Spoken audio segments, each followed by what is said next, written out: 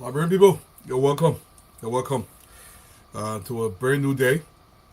Thank you for joining the conversation. My name is Ansu Opadualu, and I'm broadcasting here from the East Coast of the United States. Currently, it's approximately 4 p.m. Eastern Standard Time here on the East Coast. And you guys that are listening in Liberia, it's roughly 8 p.m. local time in Liberia. We say thank you wherever you are, man. Those who are in Scandinavia, we say you're welcome. Up in Australia, Western Europe, throughout Africa, here in America, we say welcome, welcome, welcome. It's another day to talk about Liberia. Yes, it is true. Say no to drugs. We want drugs out of Liberia. The fight is being championed heavily by the president himself. Big shout out to the president for pushing this thing out of our country. All the drugs that's been in Liberia, especially under the last administration, President Baka is doing everything humanly possible to get the drugs out of Liberia. This is a good thing. Thank you, Mr. President, that we are seeing the drugs being removed out of our country. And I want to say a big shout out to the president for fighting for the soul of Liberia and protecting the future of our children. No to drugs. We want it out of our country. All the drugs that came in the country from 2017 all the way to 2024, they are hitting anywhere in the country. The government has promised the Liberian people that it's going to find that drugs, it's going to burn it, and it's going to arrest anybody involved. If you have your house, you have a facility, you have a business that is partaking in the distribution of drugs across Liberia, the president said, you're on your own. When he catch you, he will deal with you. So you better call yourself properly. I want to continue to welcome you guys here, man. Thank you. Audrey, Tyre, welcome to the show. Charles, Shaw, Mr. Shaw, welcome. Kabe, Kovigo Morris, Mr. Morris, how you doing? Esther Lewis is watching from Dupo Road, Shara Community. Our people in Shara Community, you're welcome to the show. My brother Clarence Momolo Benson, out of Hamilton, Ontario, Canada. We are there in Canada. Thank you for joining the conversation. Marcia Snoddy, Marcia, what's going on with you? Welcome. Henry Sloan, Mr. Sloan, our regular. Thank you for joining me. Alexander Bodie, my brother Dwana is here. Abdul Tuare out of Freetown. We are there in Freetown. My brother, how's Freetown doing? Big shout out to you. And the first man here today, Father Kamara, my brother Kamara, welcome to the show. How's everything with you, my brother?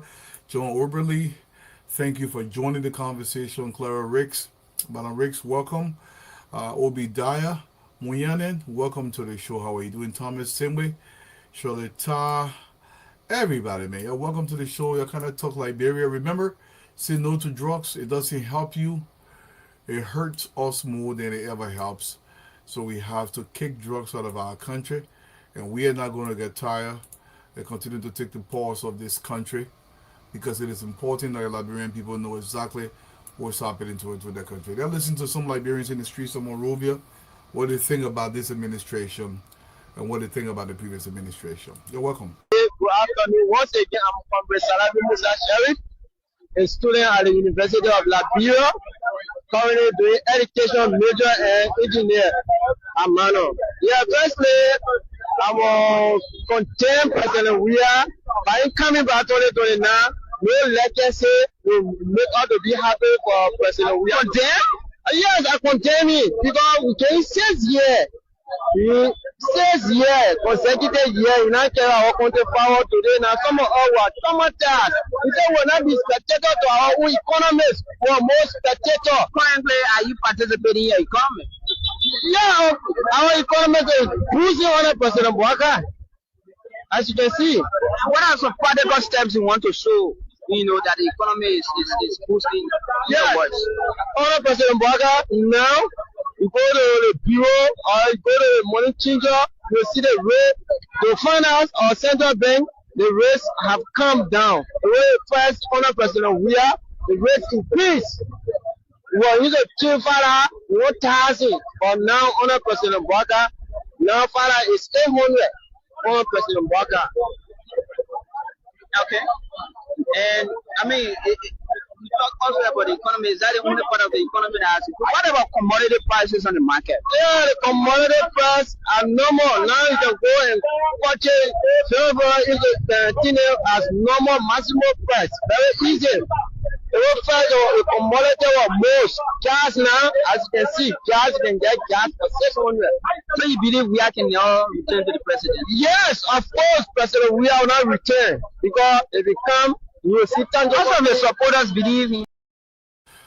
Look, this is not something that anybody's saying because they just want to say it.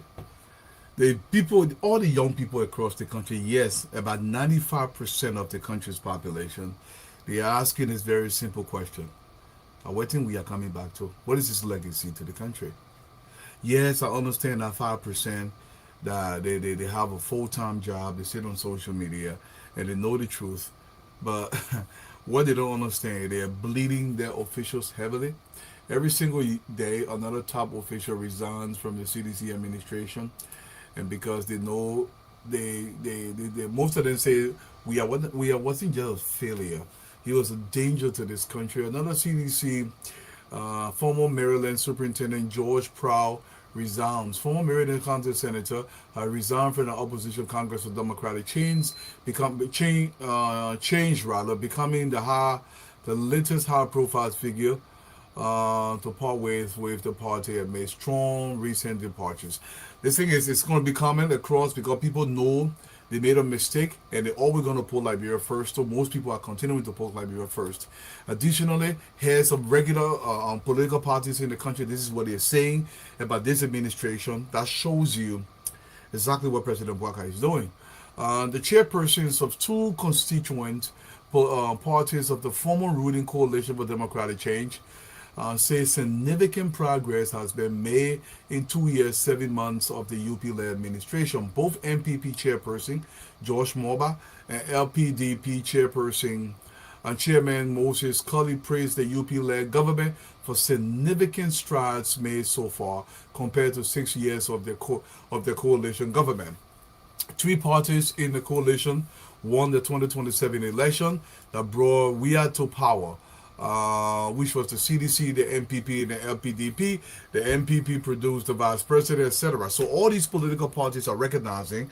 And someone would say, well, you can always happen in Liberia when some political party win, but nobody has ever said that the development strides that have been made under President Bouaka is comparable to any in the country's history. Over the last 2 years, there's been no president in Liberia's history that has implemented this level of development on 3 years of much that President Bouaka has. So this is why people are beginning to see the light. President Bouaka will not bring them over. The development of their country is just what's going to bring them over. Look, great things will continue to happen to the country. Thomas Owaji, welcome.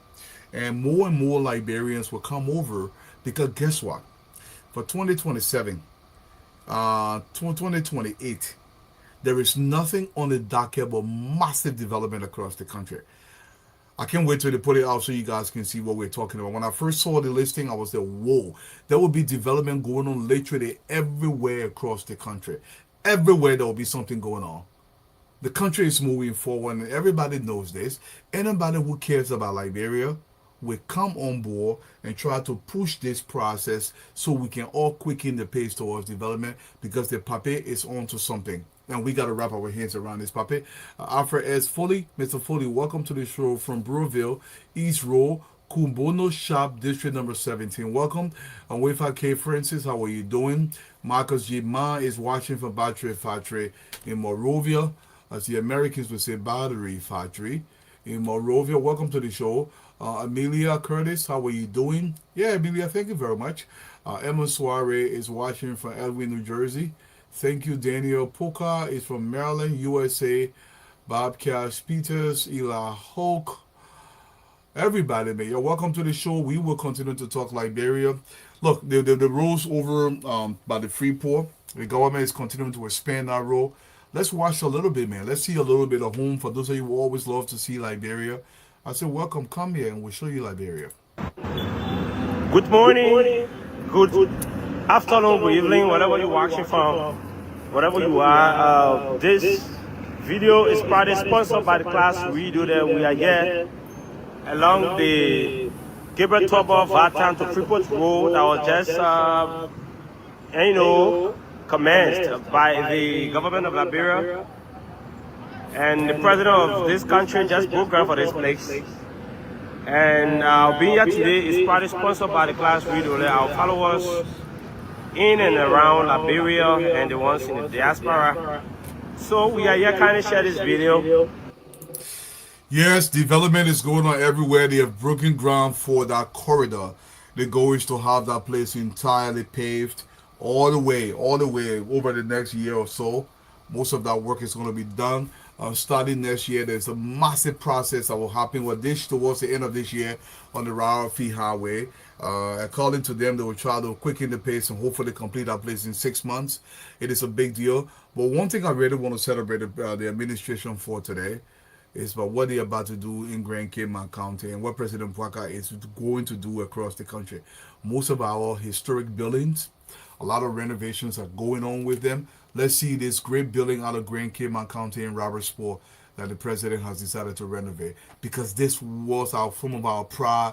This was some of the pride that we just chunk aside. All the government, all the public buildings, we get neglected them. Nobody looked to them. President Bwaka said, no, we got to fix them. Yeah, watch just very quickly.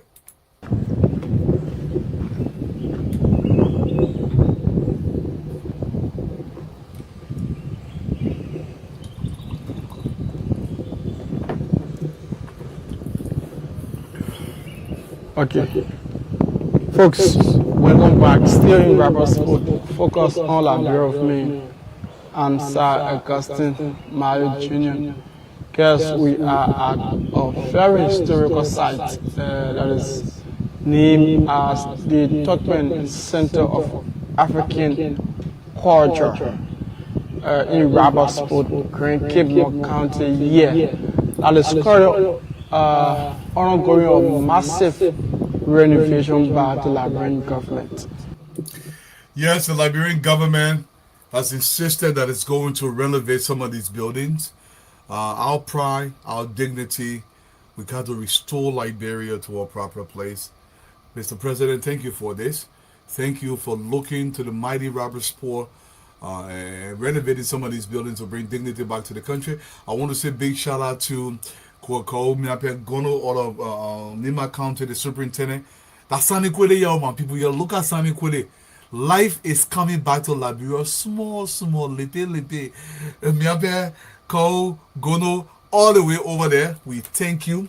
You and your crew up in Nima County. Thank you for lifting Liberia. And thank you for bringing dignity to that county.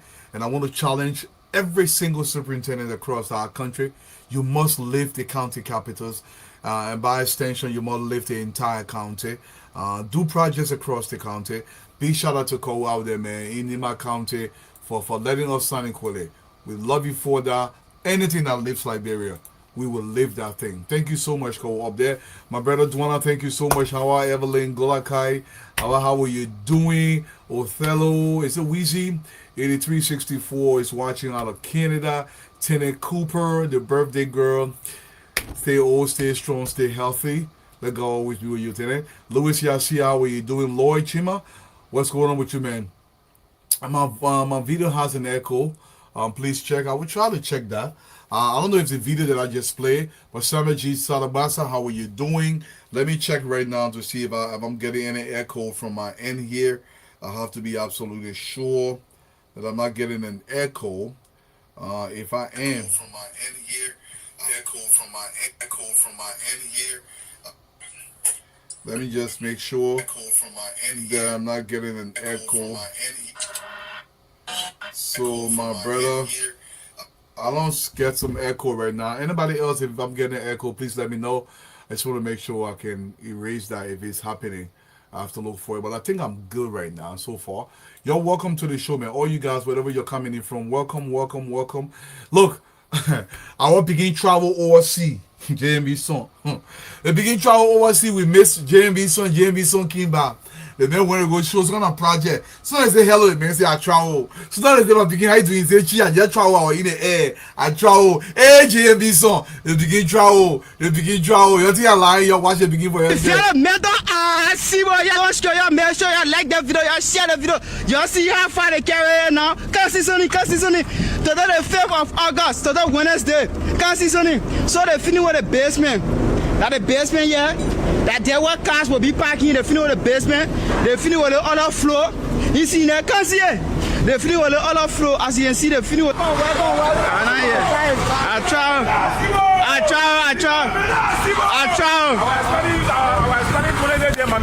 try, man. Yeah, I know. We're in a plea, yeah, we're in a plea. We're in a plea. Yeah, we're in a plea, we're in a plea.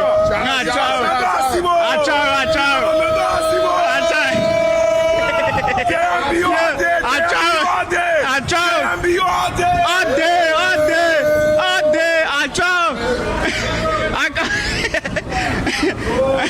I try, man. I try.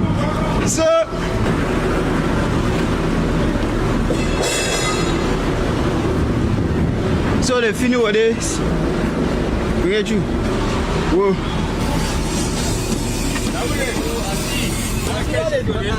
I try. I catch you today. I try, and I hear me. I try. Yeah. Welcome. Yeah. I don't think he travel. It's not as the hell of a man. I travel. When they say, my man, I travel. My man, I eat every bar. I travel. JMB son. I don't think he travel. Rose. JMB son travel. They think he travel. So he said, I travel. My man, I eat every bar. Now I travel. Lord, you gotta love JMB son. To get out of fun. JMB son, welcome back home. I'm thinking, thank you so much for coming back to the country. Look. We can talk so, we got to get serious once in a while. People don't understand. You remember back in the day when somebody came and announced free education without a plan, ill-conceived, they get up one slow morning and say, there is no plan. I will make education free in the country, and then they did not fund education across Liberia. You made it free, you did not fund it. Liberia has embarked on a calculated plan by the President Joseph Yema Boakai, spearheaded currently by the Ministry of Education to make sure this comes to fruition. If you guys remember back in 2001, the legislature passed a bill to make primary education truly free. But because we did not have the money, the schools were not funded. What President Boakai has done, he has re-strategized to make sure we start from K1 all the way to 6th grade, completely free. Not just free, your registration free, everything free. They will have the goal is to have a feeding program. No, they will not pay a rare kappa. They didn't stop there. Anybody will not send a child to school. It will be a crime against the Republic of Liberia, and that should be a crime. Let's listen to the Education Minister very quickly. We'll have a lengthy discussion on this issue today. When I say that this government has delivered for the Liberian people, is that coming this school year, if a child is in public school, in primary school, kindergarten 6th to 6th grade, when we say primary school, no student will be required to pay registration fees. Wow. You parents, we're asking you, take the children to school. If there is any school that is asking you, public school, to pay registration fees, report that to the Ministry of Education. Mr. Blinken will have a number out that we will be taking information from the field. These interns that we will have across the country will be taking that information as well. But this is big for the Republic of Liberia. And I brought my act, which I use as my Bible, the Education Act, to highlight the importance of what this means and what it means for parents. And so I will read this so that it's clear. Any parent who, without just cause and after a written notice from the school requiring the compliance, fails to comply with the free and compulsory attendance requirement of this act is guilty of misdemeanor under the penal law of Liberia. So if you do not take your kids to school and you do not have a reason, a qualified reason for why this child is not in school, you are guilty of a misdemeanor under the penal law according to the Education Act. So make sure you send your children to school. That's the only way we can develop Liberia, if we acquire the education that is needed. And it has to start at the foundation. And this is going to be funded by the Excel project and the school grants that will be dispersed to schools across the country, in addition. So yes, we'll have a lengthy discussion on that. Something just came out, just very briefly, from the Ministry of Information website. If you went to their Facebook page, it just came out. 3 persons arrested linked to the RB Atlantic vessel, the vessel that was in Grand Cayman County. The Liberian government has arrested 3 persons while it seeks international assistance to pursue and investigate vessel identified as RB Atlantic, accused of illegal intrusion into its water space. The RB Atlantic was spotted off the coast of Robertsport, Grand Cayman County on August 1st from Sierra Leone after its registered Liberian agent made a distress call alleging engine failure and shortage of food. Reports say as Liberia's Coast Guard attempted reaching out to the vessel, it slowly retreated into deep water, international water, beyond the current capacity of the Liberian Coast Guard boats, thereby creating serious suspicion. Information Minister Gerald Lemepia said that 3 persons, including a dismissed RRA staff, are in security custody on ongoing investigation in connection with the vessel. So you see, people can get toying like, bro, you're wishing for bad thing to happen in the country. The government is working so that vessel off the coast of Liberia is being pursued by the Liberian government. Before we bring the guys on board, man, I want to continue to recognize you guys here very, very quickly. The Civil Service Agency mandates compulsory compliance with government Liberian performance management system. I'm sorry I'm reading this very, very fast because I'm short on time here. The Civil Service Agency has issued a directive mandating all government spending entities to fully comply with the Government of Liberia Performance Management System, PMS, pursuant to the statutory mandate to regulate and manage human resource practices across the Civil Service Agency. So now there are strict regulations surrounding that. Additionally, President Bouaga calls for the accelerated renovation of the University of Liberia. The Papa said he want nobody will waste any time. LU must be renovated quick. You want to see a modern facility. Monrovia, Liberia, President Joseph Newman Boyka has directed the administration of the University of Liberia to immediately accelerate the renovation and modernization of its campuses, expressing serious concerns over the slow pace of implementation despite significant government investments. The president's directive follows a high-level coordination meeting convened at the Executive Mansion on Tuesday, August 4th, 2026, to assess the status of the University of Liberia Infrastructure Rehabilitation Program and identify measures to fast-track the reopening of the institution. The meeting brought together the Minister of State for Presidential Affairs, Finance and Development Planning, Public Works, Local Government, Education. I believe Fatima was in that meeting as well, together with the university leadership. With the university leadership. So LU, the Papa say he ain't got time to waste. LU must be renovated chop, no hesitation.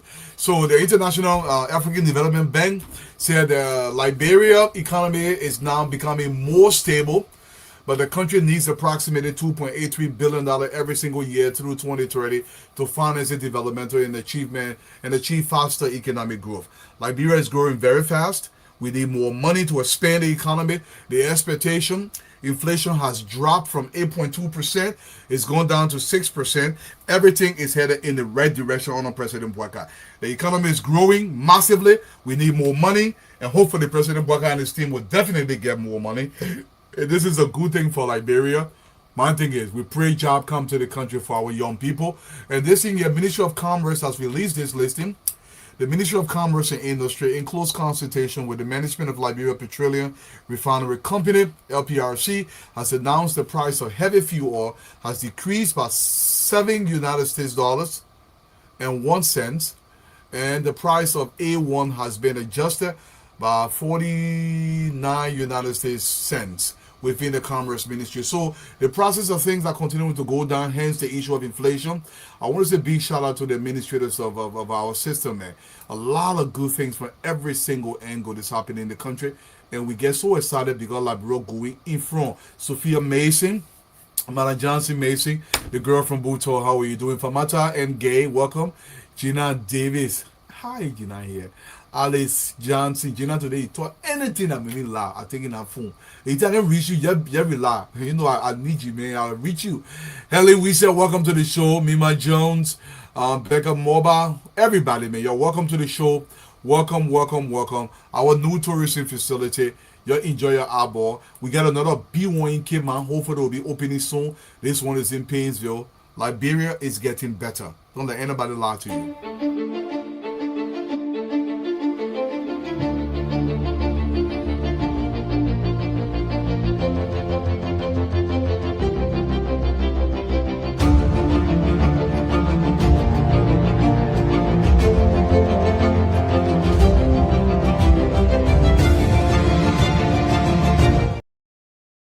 Y'all know how long we've been looking for president?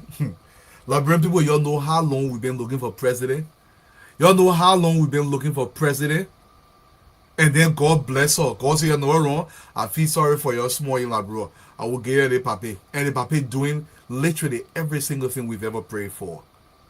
And then people, y'all better let wrap our hair around the papi so we can squeeze every good thing out of the papi so you can develop our country. Get our country to a level, Mr. President.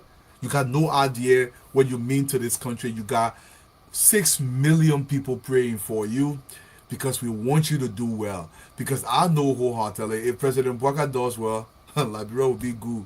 But let me tell you something. You're going, you're kind of. How you coming back? Before I start the show, you enjoy me this more back.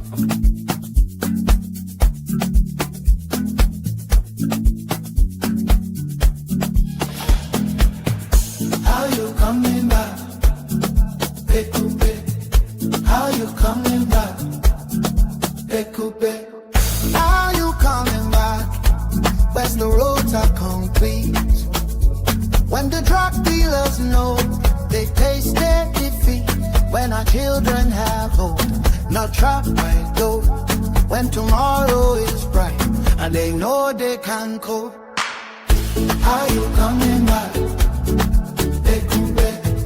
How you coming back?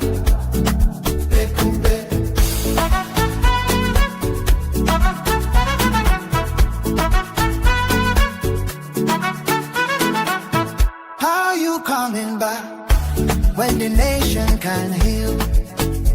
When our people find work and prosperity is real, where the farmer can harvest and the markets can meet. When opportunity reaches every village and street. How you coming back? When we drive through the southeast, farm to market roads, connecting west to east. Yellow machines rolling, opening the way, bringing hope to the people every single day.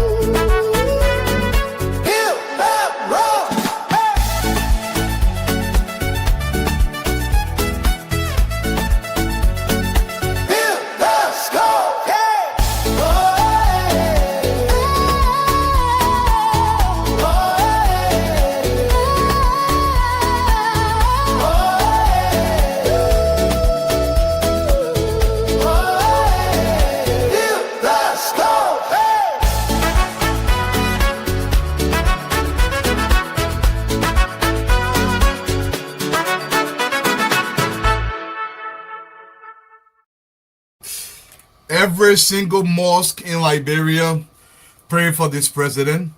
Every single church in our country praying for this president. How do you know how long we've been looking for president? We now low on via the area there. We found someone that will put in there. We now loads of that one they will put in there. We told one gangster, he was rebel leader, we made president. Interim president Julie Bryan is an old man, and we tried them. We told Samuel do that.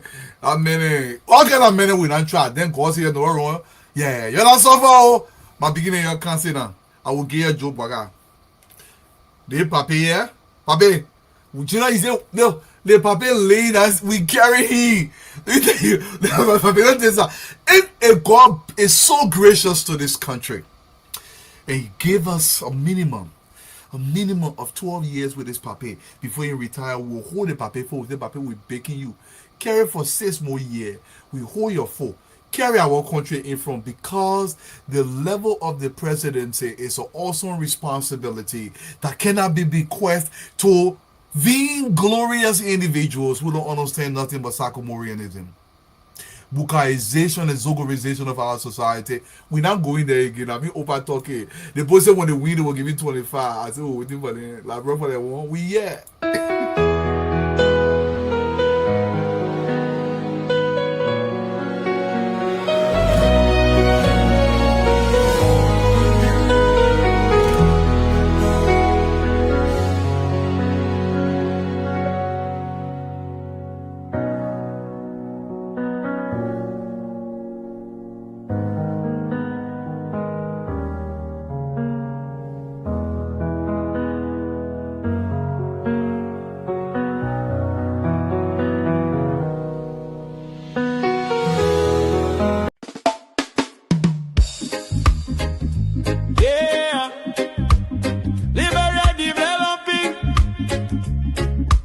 Class Reloaded, the #1 online show that brings the truth.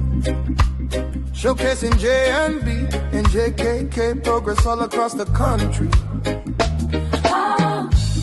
The Class Reloaded, we are online every day. Showcasing progress the Liberian way. Well, JMB and JKK, they're making the way. The Class Reloaded, we're shining today.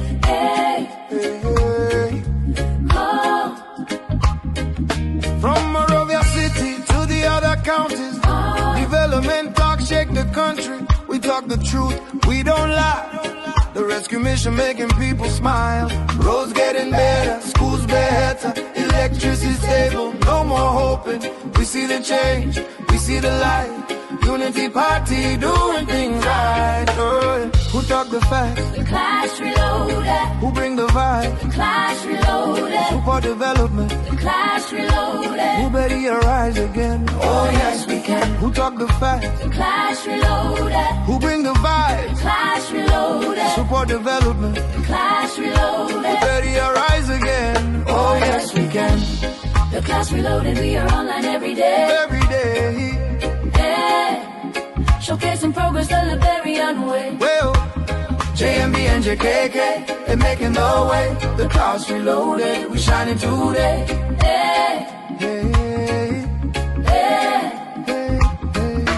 Turn up the sound, let the people dance. Liberia progress, we get the chance. No fake news, we bring the proof. The Class Reloaded, always in the booth. From social media to the street corner, everybody talking about the new order. Respect to the hosts, they keeping it real. Liberia future, that's the deal. The Class Reloaded, Truth. Liberia rising, Progress. JMB and JKK, Develop. the rescue mission, we move soon. The Class Reloaded. Truth. Liberia rising. Progress. JMB and JKK. Develop, the rescue mission, we move soon.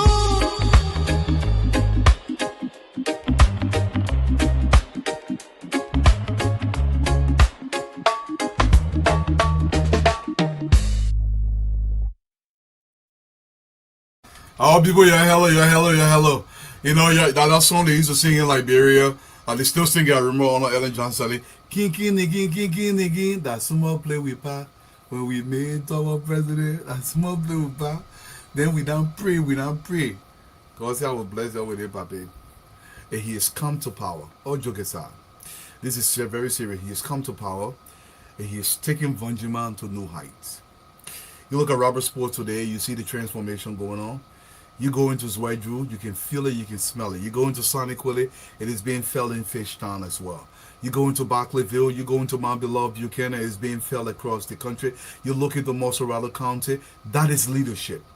The Papa has surrounded himself with people who are capable lieutenants. And he doesn't just give them the job, he demands that they produce results. If you're not producing, the Papa says you're going.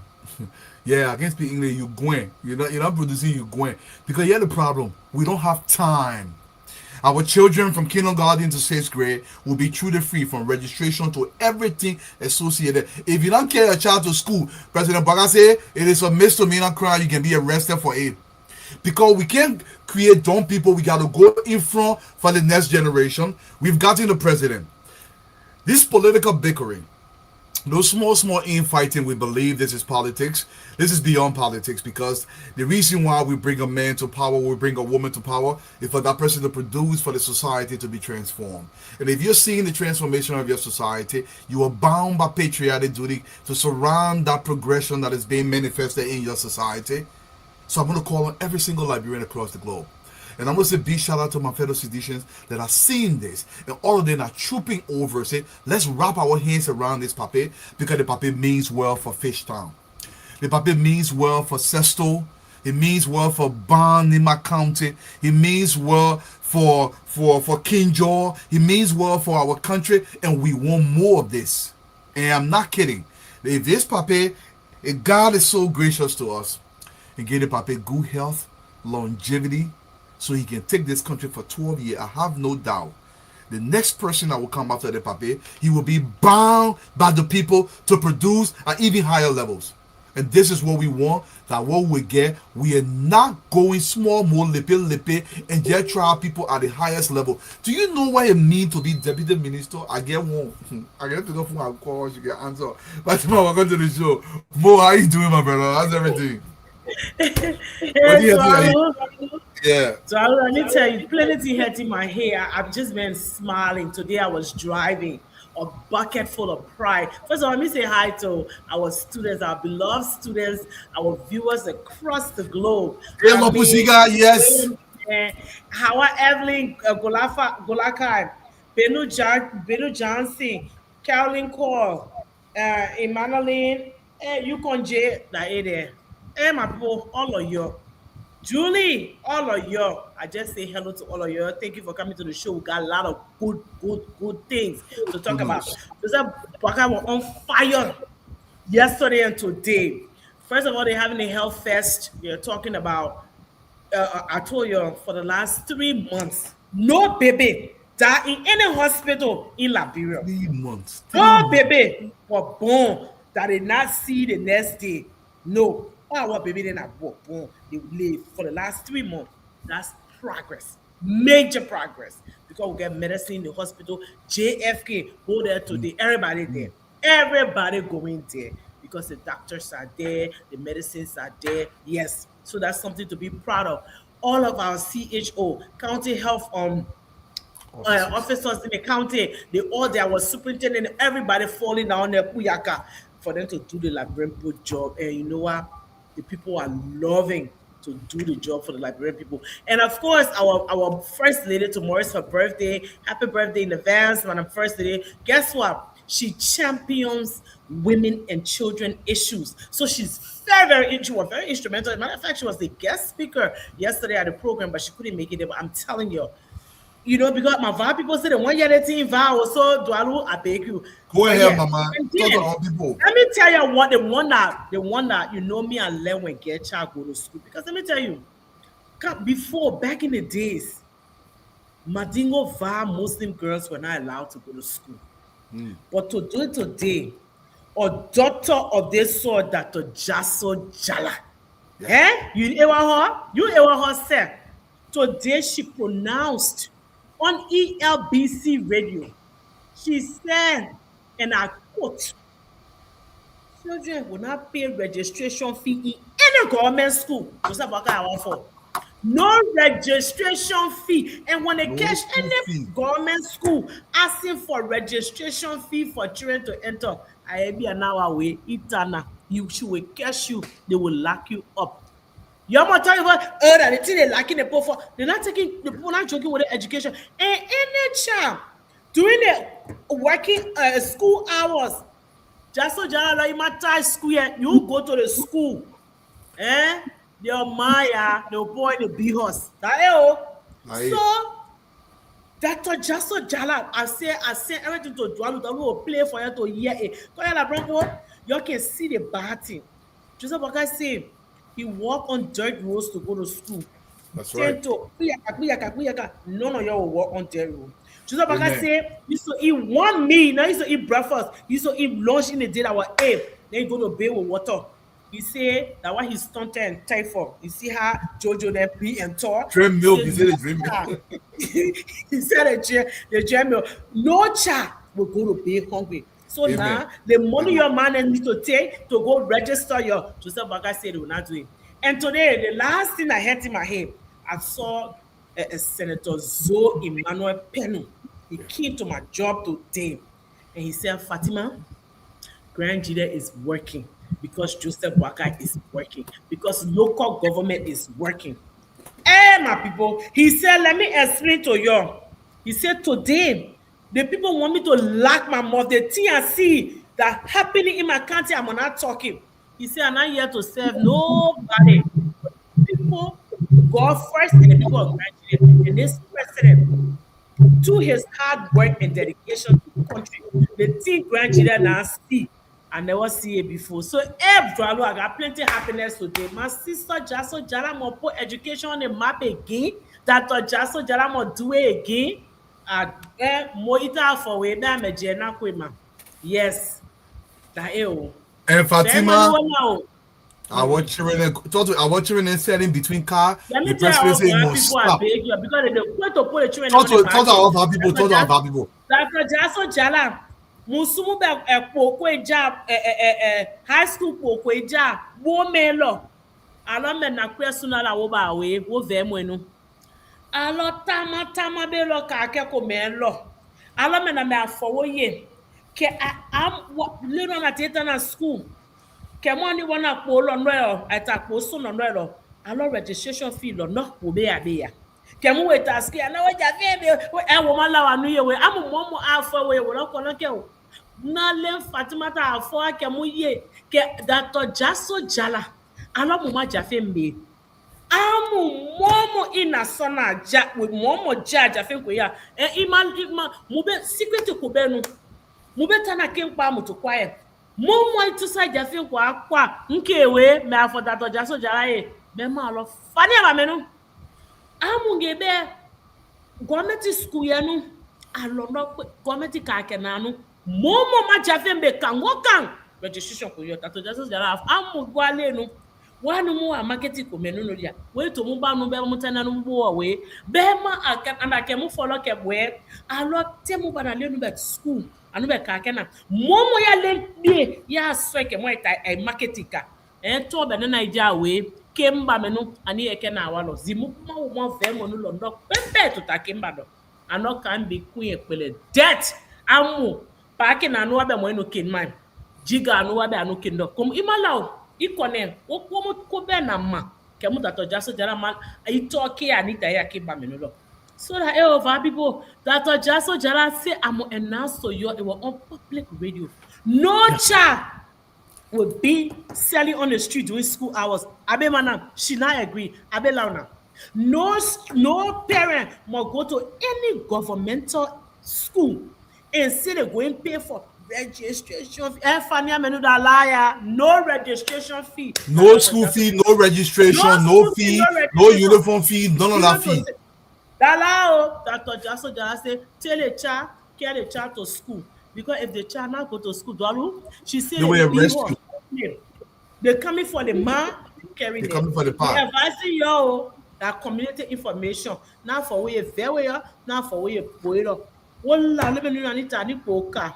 Be ma poka awa mo aduyan gbilo ma bebe. Ameno now for we be je am wo kundoka. Wo baika. Thank you Dualu. Thank you so much. Abraham will do the mandingo. I feel no more. But I'm going to say this to you, Abraham. Additionally, the government is building. You can speak mandingo? What I mean is, you can speak Mano Gio? Hey, you can speak Mano. But more, that's the thing. The president is also embarking to build additional schools across the country. So this is a plan. This is not a calculation that we just gather. You get us when the money say, you free tuition, but you can get the money to give it to LU. That's that kind of thing there. They're starting from kindergarten to 6th grade. Then as the government grows with more money, they'll probably carry it to 9th grade. As the government get more money, they'll carry it to 12th grade. So it's the right place. So right now, you leave any child home, the chance will be setting in the street. The government will build more schools across the country. I think 100 additional schools will be built across the country. You Yes. will carry a child in a government school, carry them to go register. And And then Joanna, I everybody- forgot to everybody- go one line. Yeah, go Joanna, ahead. that Jaso Jarapo food in a school. They try to Yeah. get free lunch. Free In lunch. the government school. In the They don't government need school. nothing long like US. Yes, Anna. Move awaja. Not for long koyare. You plenty o. They eating in the school now. They got free lunch program. Yeah, oh, so that it So the government will expand our program for the small children first, then we'll go up gradually. Honorable Pia, welcome to the team. Let me say quickly to my Basso people, they might give you, they do go up to do they go. And you should say, is a jibber good pony? Come on, Mumboji, Wamu Mupu, what's the journey? Kino Gary, come says grab boy, make my jumper, Wagasugumu. Was it Tanya? Was it they're planning for Pawasugu Gomna, I guess, the Wasugu Bunny? Wamu Jemu was the journey. You boss says in your dead beson. What they did Bonklinge, one year they give it, 1 year they do boge, the Pawasugu, but Wasugu Bunny, Komamu Bojingo. Abraham, welcome to the show, man. How everything with you? What's popping? I'll tell them okay before you. Hey, don't spoil my thing. No. Who told you Basso make? Who told you Jade and Basso? Hey, Clipper. How to say Jay in Basso? You want to speak Basso and you know how to say Jade. Hey, Mr. Pia, how you can put me on blazer now? I try small. Not everyone try on the particle on the manner on the gear. Everyone on manner on gear against me. Which one? The manner on mute. Hey, ba. This is cool. Oh, you see the mega speed particle. You see more than member. She more. Let's hear from you. What's popping with you, man? Yeah, man, taking your Joseph Lassalle, I want losing bad, so I try small if I want to talk to you. When Koga Gogan speed, man, I'm going to be doing it. More speed back, yeah, more speed back. One news from my end. My end is really great. And getting feedback that from me or from where? No, go ahead. Let me mute. Everybody, go ahead, Mo. All right, we are doing really great here, and Liberia is getting better. So today, you know, our man JMB son is back in his country. The begin bar, he travel. So the begin back, the begin were missing the begin. All that they were missing the begin. The begin he went straight to that sports academy, the building. More. Wait. How you do that kind of thing? Wait, See what you want to make sure you like the video, you share the video. You see how far they carry now. Can't see Today the 5th of August, today Wednesday. Can't see So they finish with the basement. That the basement, yeah. That their work cars will be parking. They finish with the basement. They finish with the other floor. You see there, can't see it. They finish with the other floor. As you can see, they finish with.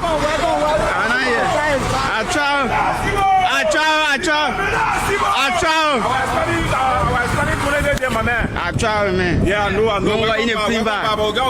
Yeah, we're in a plea. We're in a plea. Yeah, we're in a plea back. We're in a plea. I try.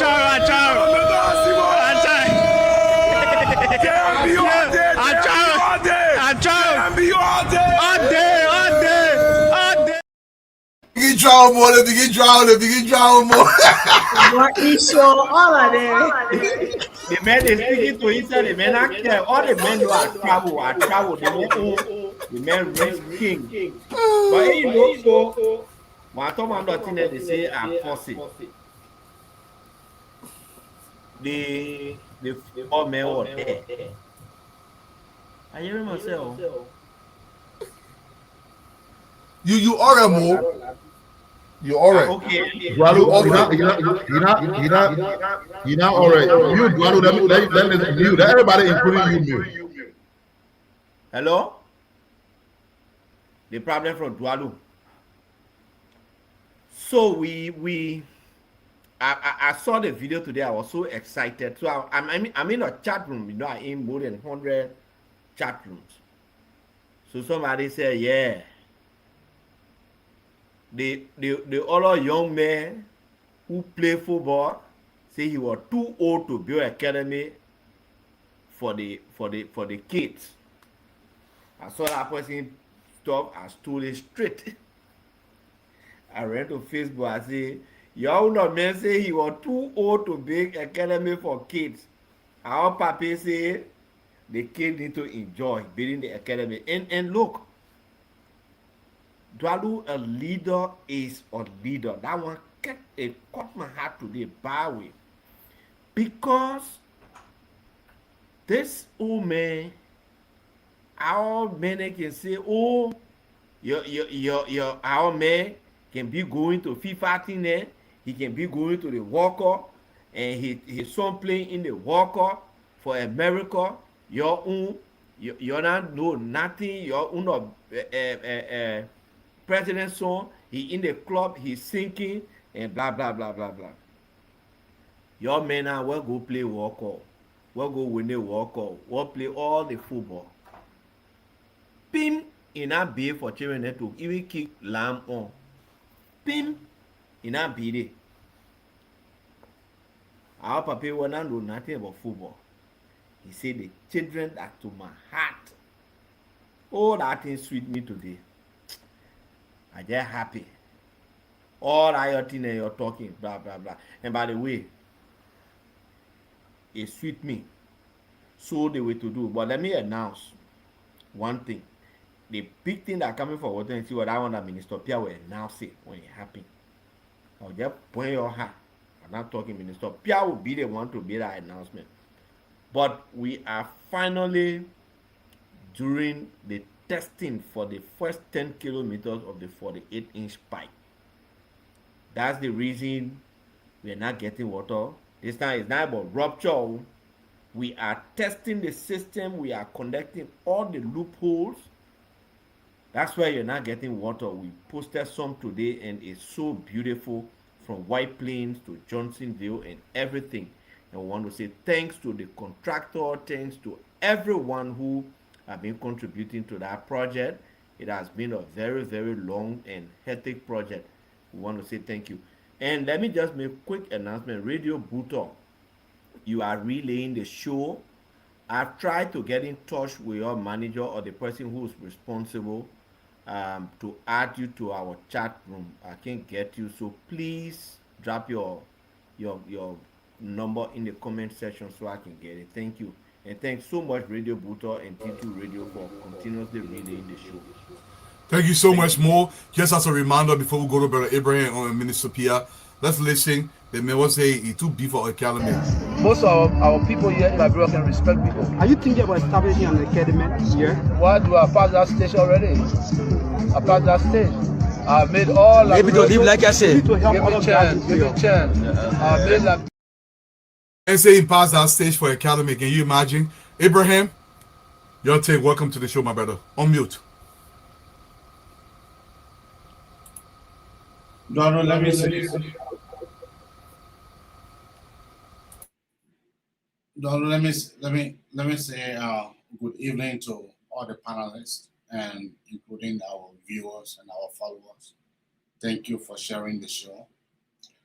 But I have 2 points to make this evening, and that have to do with the University of Liberia. Let me be thankful to our dynamic president, President JMB, for leaving a strong message for all university campuses, including the bathrooms, for them to be effectively and immediately be renovated before school can open. That is what we call president. That is what some of us have long been waiting for. Someone who have a heart, not someone who do lip service. This is the president who have the country's at heart. And for this, let me tell the president, thank you. That just want to stop there. Like Fatima was saying, my business, Ente Jasso, she was very much clear. And let me say here, tonight in my dialect so that other people can be able to hear from me. Mon banu, mon fanu, I threw my long get a me for a my president, more messing more lako lube kuna. Akoko, dini, ikakala wala lako ila. Kadam na classy kremaka nasi classy worola. Itirana first sarala. First, yai dasi kre ikanata di more first man. Kafo tosere sarale mene ikanata di more first man. Yenu ya uniform sarale. Abe gouvernement kita abe sarala. Suma bani mo fona ayay dija ayay denu la dol ekola. Ayay dija ayay denu la black krana. Krande nyonde. So that is all I have to say to you, Eduardo. Thank you. Thank you so much. Let's get a message across to our people. You got to take the kids to school. It is important for the Republic. Honorable Pia, welcome, sir. Blair, how you doing, my brother? Welcome to the show. You talking to me? Are you Honorable Pia? What you your hand? What's happening in the country? I just saw you, Ministry of Information, just posted something on the website regarding the ship that was up in Cape Mount. And the government has arrested some people. I don't know if you care to cover that briefly for the audience. No, what we said yesterday was that there was a smaller ship that was there was a smaller ship that was in contact with that ship, and that smaller ship had three occupants, and those three occupants have been questioned. Because if you're in contact with a ship that was allegedly in distress, as written by a fellow who was at the RIA before, and when help is coming, then you're on the run, then it becomes more suspicious. So those people from the smaller boat who were in contact with the individuals on that bigger ship are being questioned. I think that's what we say. I didn't see the article that you're quoting, but I guess that's what they're trying to talk about, because we haven't laid hands on the individuals in the bigger ship, but we will do.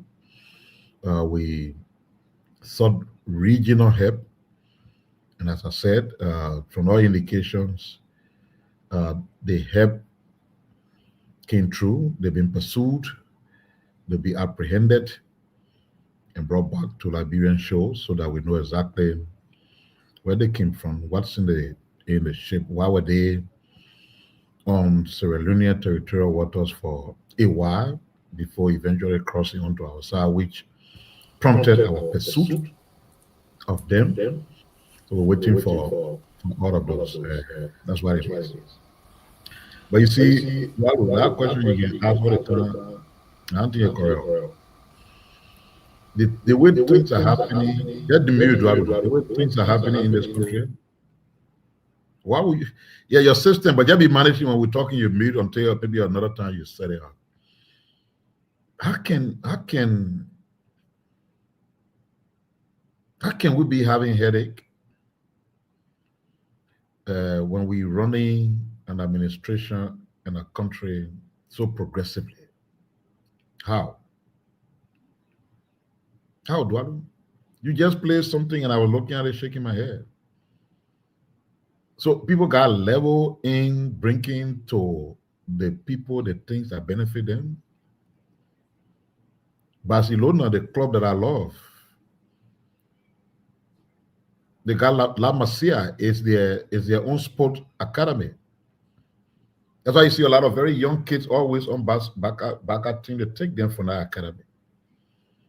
There's no age limitation on when you invest in something that benefits the young people. You ran a country that and you became the best footballer of the country, went international, won Ballon d'Or, you became president. So many things should have happened. And since the country has zero history of a football academy, it was a fair opportunity to make it a legacy issue. And somebody asks you and you say, I passed that level, they got level for people to establish sport academy. The football field, the very football field that people can use. That this one old SKD sport complex remain, was it impossible to say you want to build a second football stadium? The countries that can host African Cup of Nations, World Cup, blah, blah, blah, you know why they can host? Because you will have multiple venues.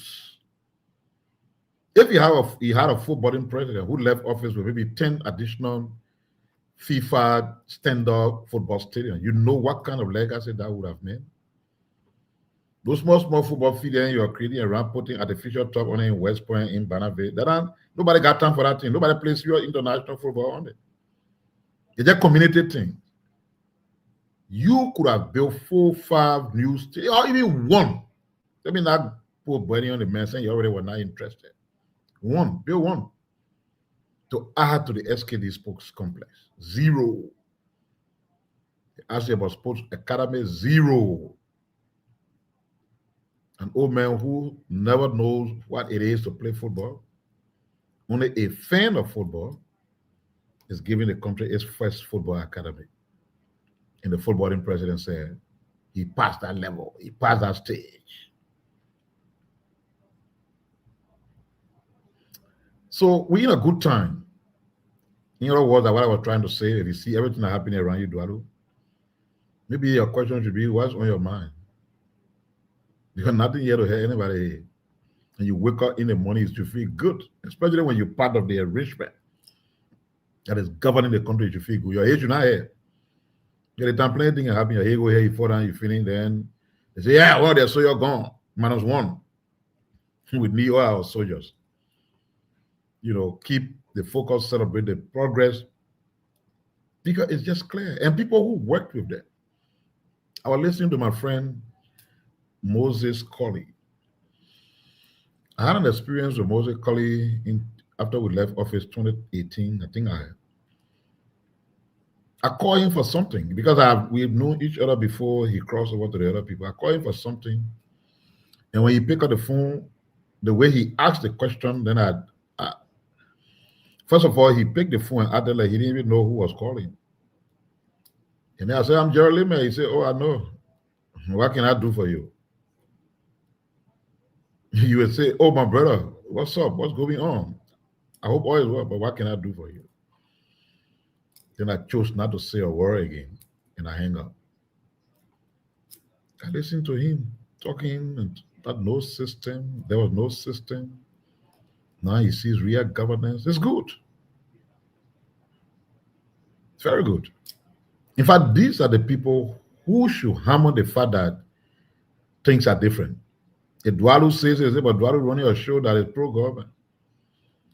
Pierre say, but any man minister of information. And Fatima say, but it's any deputy minister, what you expect?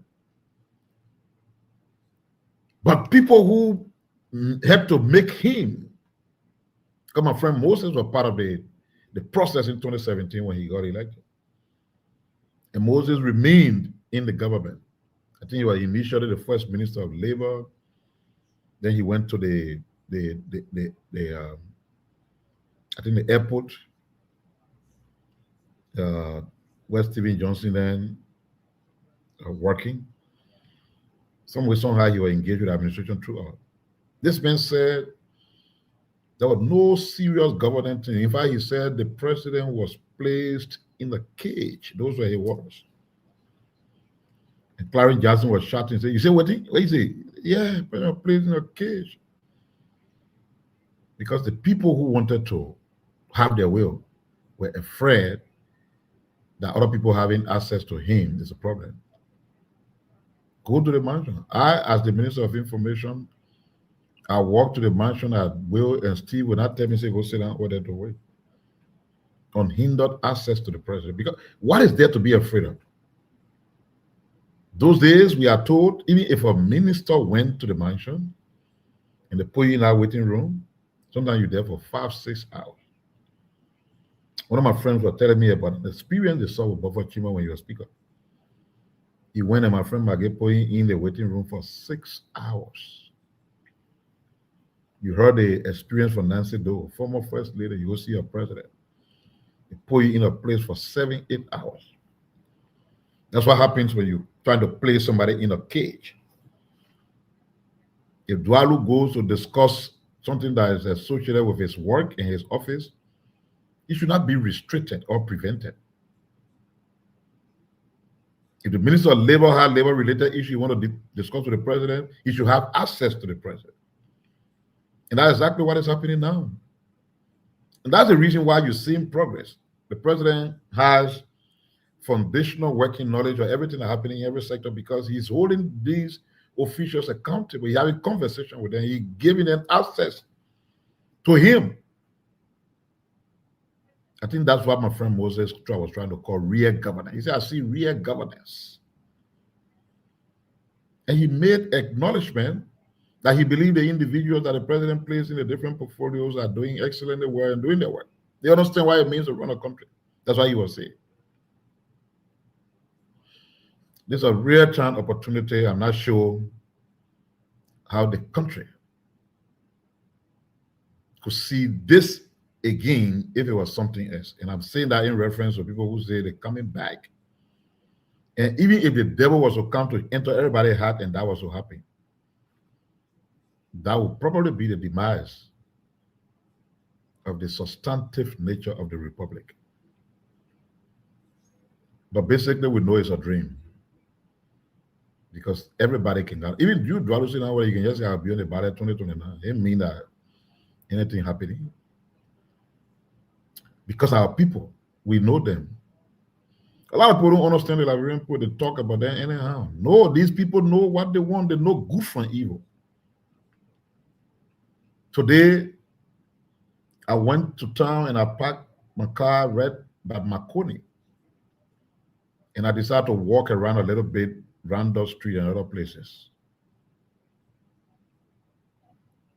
The reception, Dwalu.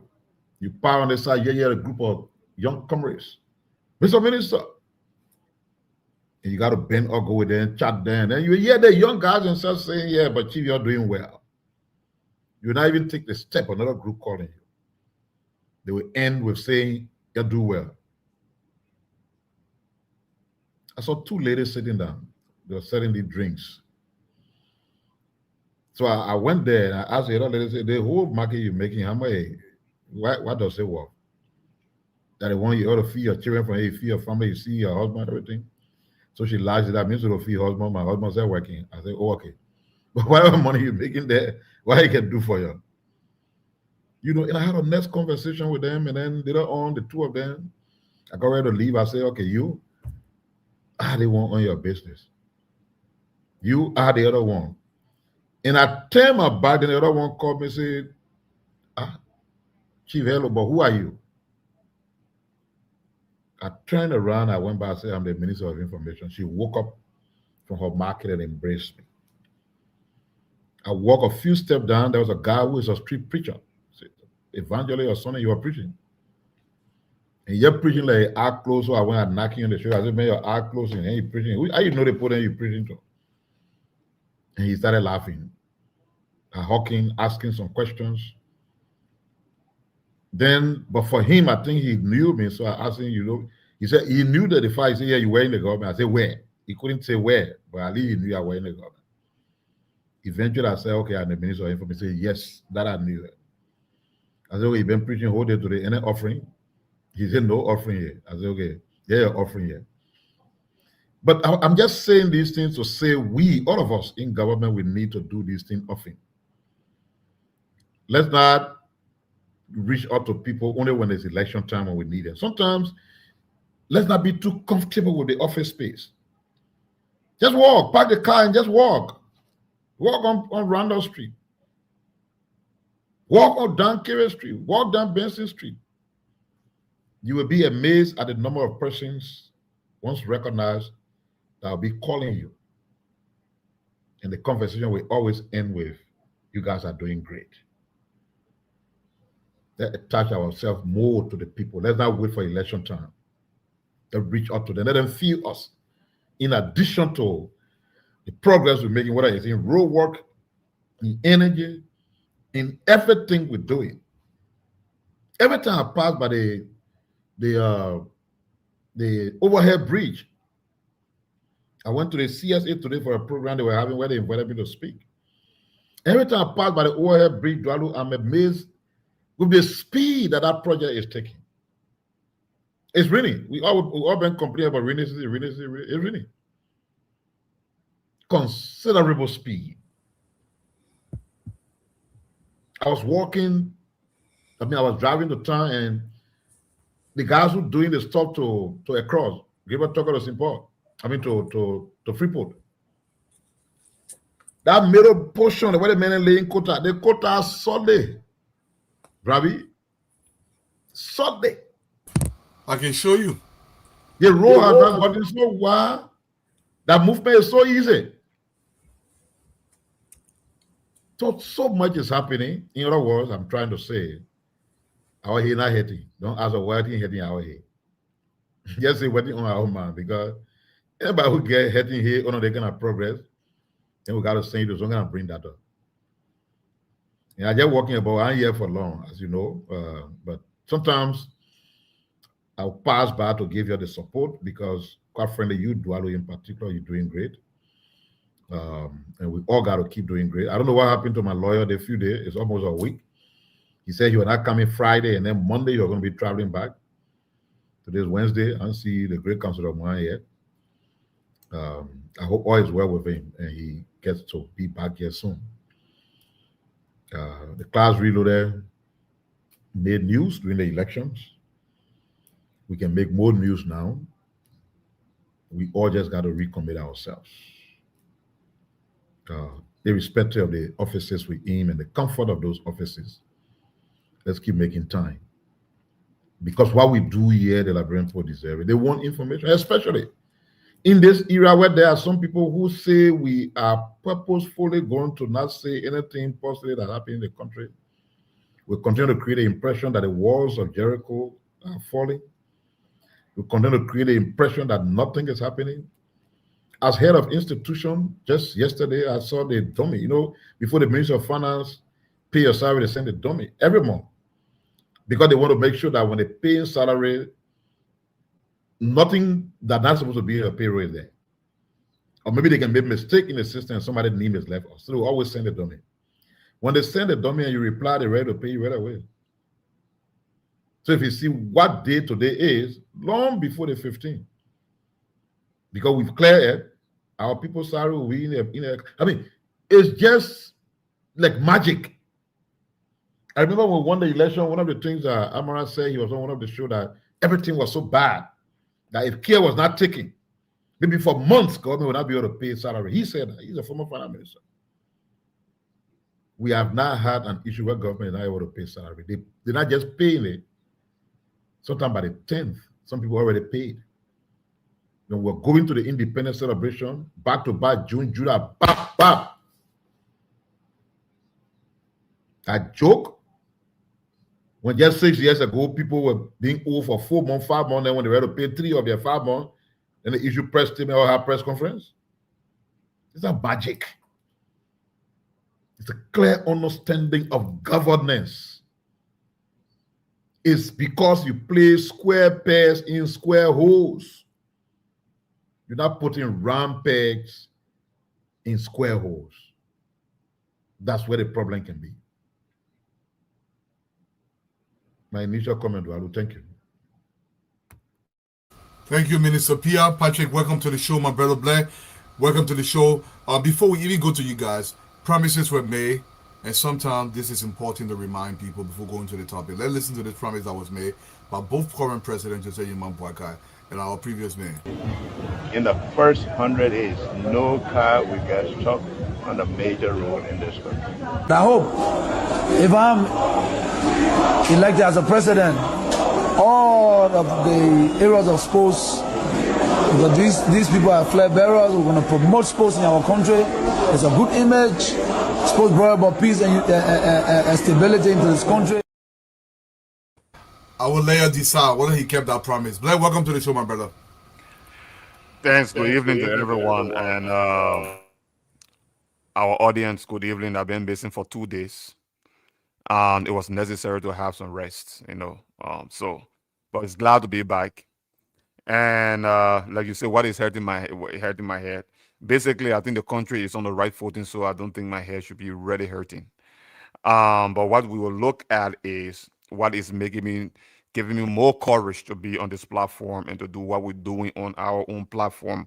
If we look at the country, because the rating for the country depends on the economic activities of the country. And these measures can only be given by international financing organization like the World Bank, African Development Bank. So African Development Bank latest ratings on Liberia shows that the macroeconomy or the economy is on a good footing, where the GDP growth is accelerated, inflation has declined, the budget deficit has been narrowed, exchange rate is stable and is improved, and the growth outlook is positive. It doesn't mean that we do not have challenge, but with the fiscal space we have and those who are managing both the fiscal and monetary policy of the country, we can see that those challenges, we are overcoming them. Even though one of the challenges is still on the job side, but the government is still exerting more effort to make sure that jobs can come in the country. The fiscal space is still limited. We are enlarging it.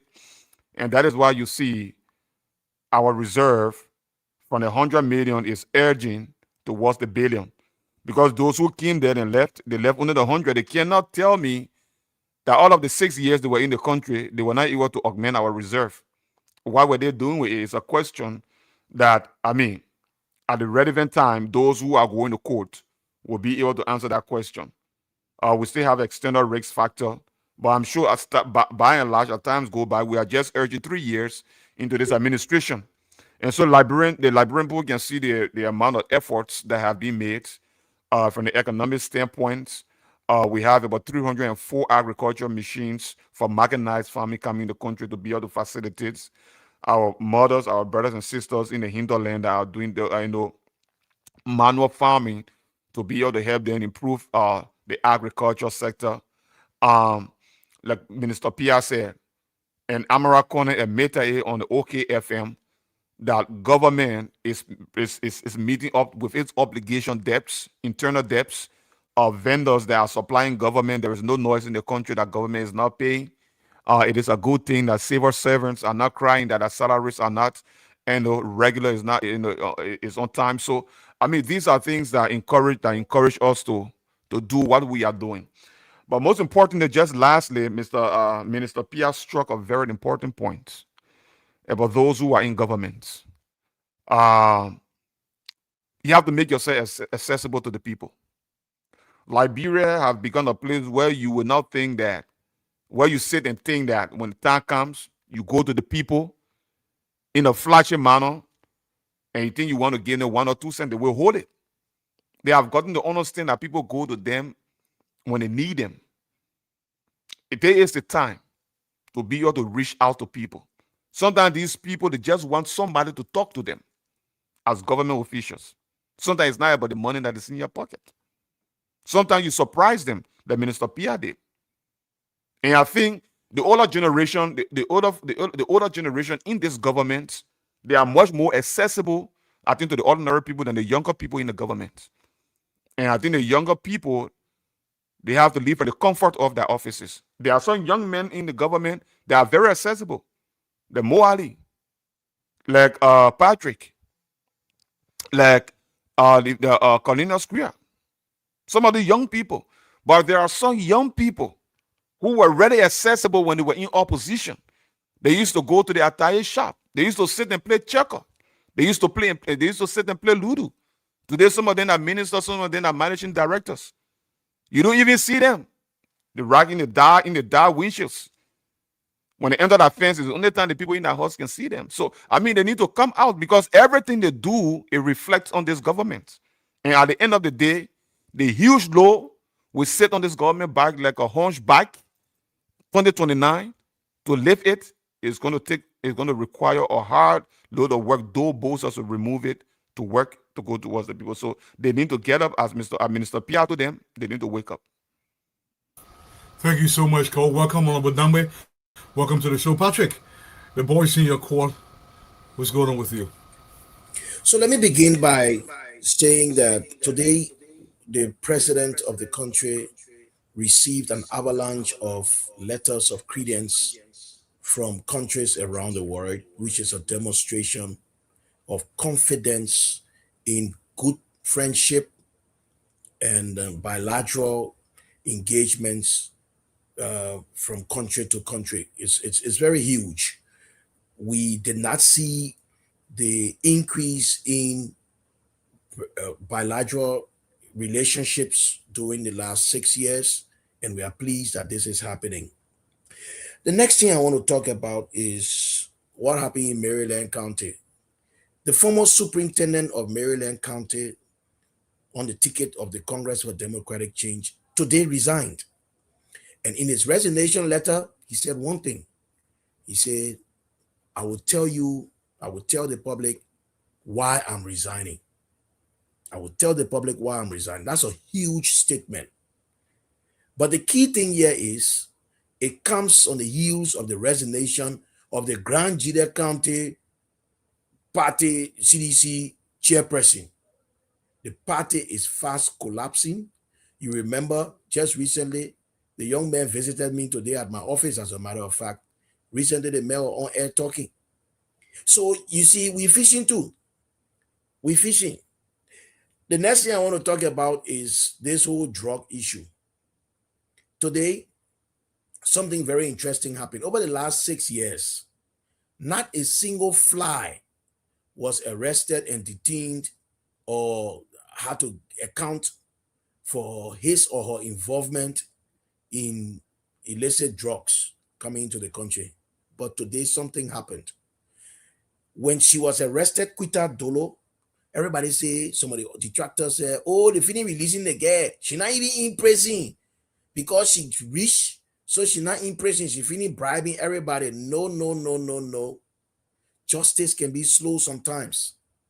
Today, plea bargaining, she was found guilty after she admitted to the crime, and she's going to serve a sentence of 5 years. Now, I see some people changing the goalposts. They say 5 years small, but hey, hold on. They got some of our very Liberians, and I will not call names. Some of our very Liberians in the United States, they were found guilty, but they haven't served, they were even sentenced, but they haven't served a single day in sentence in the prison yet. And there's a reason why. And if you know the reason why, I will not state the reason because this has to do with top security matter. So to state the reason would be like saying, well, she's doing this, she's doing that, and then it ties into security. But pay attention, she's going to serve 5 years in jail for bringing cocaine. And there's a huge story around that lady. She's right there. There's the woman everybody says she left the prison. She was not there. She brought in 3.355 kilograms of cocaine, valued at over 180,000 US dollars. Imagine if that one were going to go. But the judge, Victoria Duncan, handed down that ruling today. And she had a plea bargain with the prosecution lawyers. We are pleased that the government of Liberia is fulfilling its commitment to fight drugs head on. This is a huge thing. And the big one, y'all watch out. The security people taking their own time so that when they tie people in court, they will not escape. Especially with the jury system. They won't produce evidence in such a way that nobody will say they're not true. I want to talk about the economy. Something very interesting happened today. The African Development Bank released a 49-page document on Liberia report. This is the report when peer review, country to country peer review, people will start quoting, okay, Liberia's economy is rising. In Liberia, we say, but yeah, the economy rising, we experience it. But meanwhile, we are saying other countries' economies are rising. And the reason why we are saying it, not because we're in their countries, but because we're reading these reports so we can say it. But this is the report on Liberia. It's a positive report on Liberia. It's a 2026, as a matter of fact. country report focusing on Liberia and is dated July 30, 2026, mobilizing Liberia financial skill in fragmented world. And that report says Liberia's economy demonstrated resilience. Not only that Liberia's economy demonstrated resilience, the economic outlook for 2026-2027 is positive, with growth projection estimated at 5%. The current account deficit narrowed to 14.4% of GDP, and reserves increased. Budget deficit significantly reduced from about 7% of GDP in 2023 to 1.8 in 2025. From 7% in 2023 to 1.8. From 7% to 1.8. The exchange rate stability and modest credit expansion signaled a gradual macroeconomic stabilization. This is a huge news we need to talk about. Everything happening in our country is not negative, but it depends on what you want to hear. What you want to hear determines how you think, and how you think determines how you react. If you want to hear negative things, that's how you react about your country. I will close up with this. Mo talked about the sports academy, and I'd like to just close up with the sports academy thing. You know, you played an excerpt, and I really want you to play that excerpt again with the two presidents. Please, I just want to say something in 30 seconds. In the first 100 days, no car will get stuck on a major road in this country. I hope if I'm elected as a president, all of the areas of sports, because these people are flag bearers, we're going to promote sports in our country. It's a good image. Sports brought about peace and stability into this country. Hold on right there. Now, what you were just watching are two persons who were given the opportunity to serve as presidents of the country. One of them served for 6 years. His key priority, and he made it very clear, when I am elected, I will focus on sports. The other person said, and he served for 2 years, 6 months, going to 7 months, not even 6 years yet. He said, when I'm elected, no car will be stuck in the mud. But Liberian people, you'll be the judge. Because one president, in the first 90 days, he said 100 days, no car was stuck in the mud. As we speak, 2 years, 6 months, going to 7 months, the evidence is there to prove. Vice versa, including the president, this current president, has demonstrated so much goodwill by investing in sports. That is why you're seeing what is happening in District 17. That's a 5-story building there. Not a 5-story building, not only a 5-story underground parking. Not only underground parking, there will be 3 stadiums. One of them will have a seating capacity of 5,000 human beings. There will be a swimming pool. 300 kids up to 19 years old will have an opportunity to learn. They will be paid. They will be professional teachers to teach them how to play football. Is that not investing in sports? It's not only going to be in Montserrat. It's also going to be in Bong. It's going to be in Grand Cape Mount County. On the flip side, the other president said no car will be stuck in the mud. Car stuck in the mud, I'll leave it with you.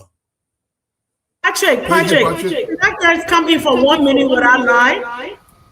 Remember when he said there was no car will be stuck in the mud? Some people on other networks went around saying all kinds of lies, how they stole the money that were lie. But I think you see the result. There was no car stuck in the mud all across the South, where that particular other president used to take a plane, they pull a plane and go to Ivory Coast to come to the own Southeast. We drove to go bury Do in the rainy season. We drove to the Southeast, we went there. Yes, there is no car stuck on the road, and our people are able to carry their goods and services in the counties without any problems. So yes, today's opener was saying that. He said, I cannot sit and people say bad things about this president. He said, because he said what he was going to do, and he's doing what he said, and we will support him to the fullest. He said, I did not vote for this president, but what he is doing, I must tell. He actually came and paid a courtesy call to our ministry today and appreciated us. And so, Senator Sopena, shout out to you. Thank you. Thank you, Fatima. Cole and Honorable Number, welcome to the show. We're gonna go right in the gist of the stuff. We'll start with You call your friend or just say shout out to somebody. Tualu, you gotta lower your computer, the audio on your Can computer. me play with you for come shout out. Let me see something. I mean, I don't know why he's doing that, but if you say lower, but I will try and look at it.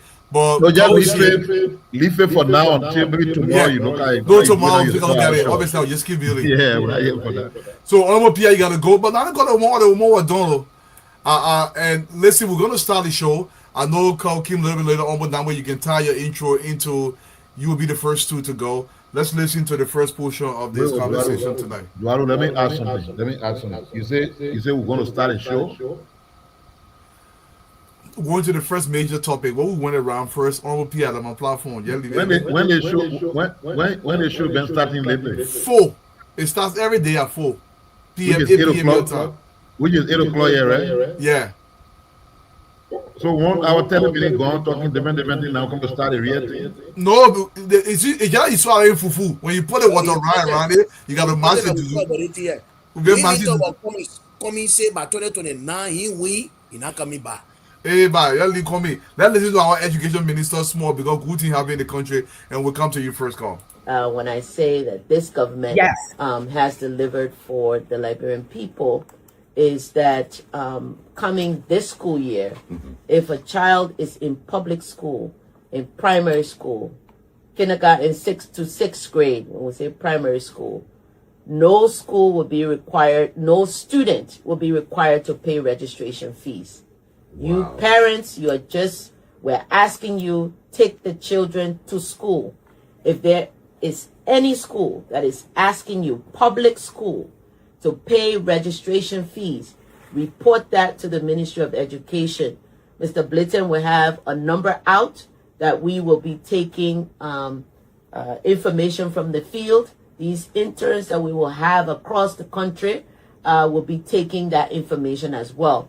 But this is big for the Republic of Liberia.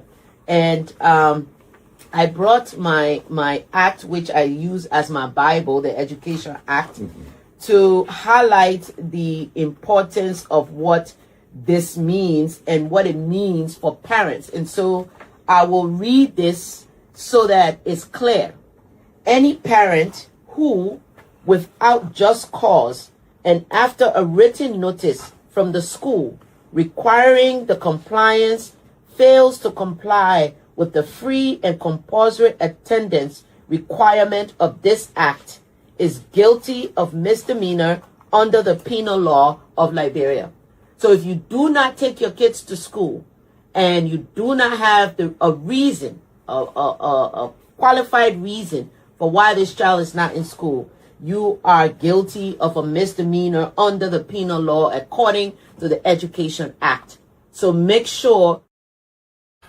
So going forward, Cole, come so you can tie your intro into this. You must take your child to school. We're building over 100 schools across the country. Public institution from kindergarten to 6th grade is totally free. In fact, they intend to even feed them while they are in that school. Cole, your take before we go to Honorable Number. I think that's wonderful, of course. And I hope that by parents, she also means guardians. Because a vast majority of the children are living with their actual parents. They're living with guardians. And oftentimes, it's a complicated situation. It's a great proclamation. I'm hoping that it can be enforced given our circumstances and our environment. I am aware of our cultural tendency to pawn our children off onto other people when we think we're going through hardship. This has to be supported by the Ministry of Gender. This has to be supported by the Ministry of Justice. Law enforcement needs to be able to support this. When you see children in the streets, the police are always the first point of contact. It has to also be supported by the community. When you know that children live in the community, they're not going to school, you got to say something. It must also be supported by my sister Fatima and her ministry, because you're talking about traditional reasons why sometimes little girls don't go to school. And there's a lot of things that go along with this. So the proclamation is powerful. But we have to support this effort that the education ministry is making. And not education ministry alone can enforce that kind of thing. So it starts with the communities when you see the children. I hope they also have a provision for age range. I don't know, I didn't hear that. In the United States, it's compulsory education to the age of 16. Because they figure by the time you've been in school until you're 16 years old, they figure by that point you've been well indoctrinated enough that even if you drop out of school, you'll not commit treason, you'll probably not blow up the Capitol building and all those kind of things. There's a lot of politics involved in compulsory education in this country. But in Liberia, I don't know if we've been thinking on that level, but the idea that children should not have their potential snuffed away before they begin to exercise it. The way to make sure that they're able to reach their potential is to keep them in school long enough for them to develop the ability to think, the ability to reason, the ability to make decisions. And I just want to say kudos to the Ministry of Education, and I want to reemphasize the importance of interagency, interministerial support to make sure that this actually works the way that she's intending it to work. Don't say, oh, that the education ministry issue there, oh, that our gender, oh, that education. Don't say, oh, that not gender, I mean, our youth and sports, or that education. Don't say that that not a ministry of local government, that education. Don't say that not a ministry of justice, that education. It is everybody's responsibility. Know your role and your part to play in this new policy and this law. It's a law really that's just being reinforced. Know the role that each agency and government entity plays in supporting this effort so that it's not them alone. They don't really have the same enforcement abilities as the Justice Ministry does. But like I said, kudos. And I also want to say that I would like to see us work on the civics curriculum in addition to this. Is one thing to make children go to school. What are they going to be learning in the school? So the curriculum, reinforcing civics and all of those things is very important. Thank you, Madam Minister. Thank you, Carl. On but number, they school from kindergarten to 6th grade. You know, anybody who's going to Liberia during the day, if I'm almost guaranteed nearly everybody on the platform pays some kind of school fee, some kind of a way. And the thing is always, we don't get school fee that while they training setting all day between the card and now it will become a misdemeanor. Thank you, Nelly. I'm sorry, I have a quick question. Is kindergarten to 6th grade or age-based? 6th grade. Yeah, kindergarten to 6th grade. So that can be a big problem, right? Huh? So that it's not grade based, it's grade based. Dwalo, close it in. Yeah, push mute a second, Dwalo. I want to get something straight as a non-government observer. So the policy is grade based, not age based. It is grade based yet. Yes. They're working because they want children to start early. She's going with the policy. Just wait. It will be implemented fully next year. Yeah, I just want to understand why it's not age based, why it's grade based. I'm coming from a public policy perspective, right? Because you could be 16 years old in the 5th grade. I'll bring her on. Yeah, bring her on. Let because my just looking at the surface, typically these things are age and not grade based for numerous reasons. But if you make it grade based, there could be all kinds of nuances that you don't cover. But if you say children got to be in school until they're 15 or 16 or 12, then a different thing. So we cannot assume that a 6th grader is 12 years old. Even in America, you can't make that assumption. They're not like Europe, where some children started school very late. Some children started kindergarten at 12 years old. So what are we saying? I think we need to, that's just a question. So Madam Minister, if you're listening, please clarify. Maybe there's a combination of both. Go ahead, Falo. Okay, thank you. I don't know my computer. I really got to mess with it. Honorable number, it's up to you. The kids selling between cards. As it stands right now, as far as I'm concerned, it is grade based. But Nelly, you're absolutely right. Misdemeanor is a much lesser crime compared to a felony. So if you don't take your child to school, maybe they kind of arrest you. They take you before a judge. Maybe you go to jail for the 30 day that. So it's a lesser crime. It's not that serious. Go ahead, honorable number. So there are things that are following each other that we need to pay attention to. Because what I see happening in terms of going back to legislation, in terms of trying to pursue things that other countries are doing because we've seen it as being right, it tells us that we are trying to cement the base as part of the reconstruction for the future. Yesterday, we were discussing about something around universal access to health for mothers and babies. I think there was a program yesterday. I don't know quite the details. Fatima is off, but which might be able to confirm that. But I think the Minister of Health announcing something around universal health for Okay, babies. yes. You want me to elaborate on that? Yes, please. So the government rolled out yesterday at the health conference the universal health coverage. This is first of all, I don't know, you were not on earlier when I announced that for the last 3 months in Liberia's recent history, there has been no infant mortality. No baby died in the last 3 months. That's a major, major deal. So we're now moving towards universal health care for women and children. And so that's what is being launched right now at the Painesville Town Hall by the Ministry of Health. All the county health officers, the superintendents, all of the doctors are there. They're doing that right now. Yes, it's being. So that means that the president, in his wisdom, sees that as an important element. To start to build, you got to make sure that people have access to health care. And the best place to start would be about children and their mothers.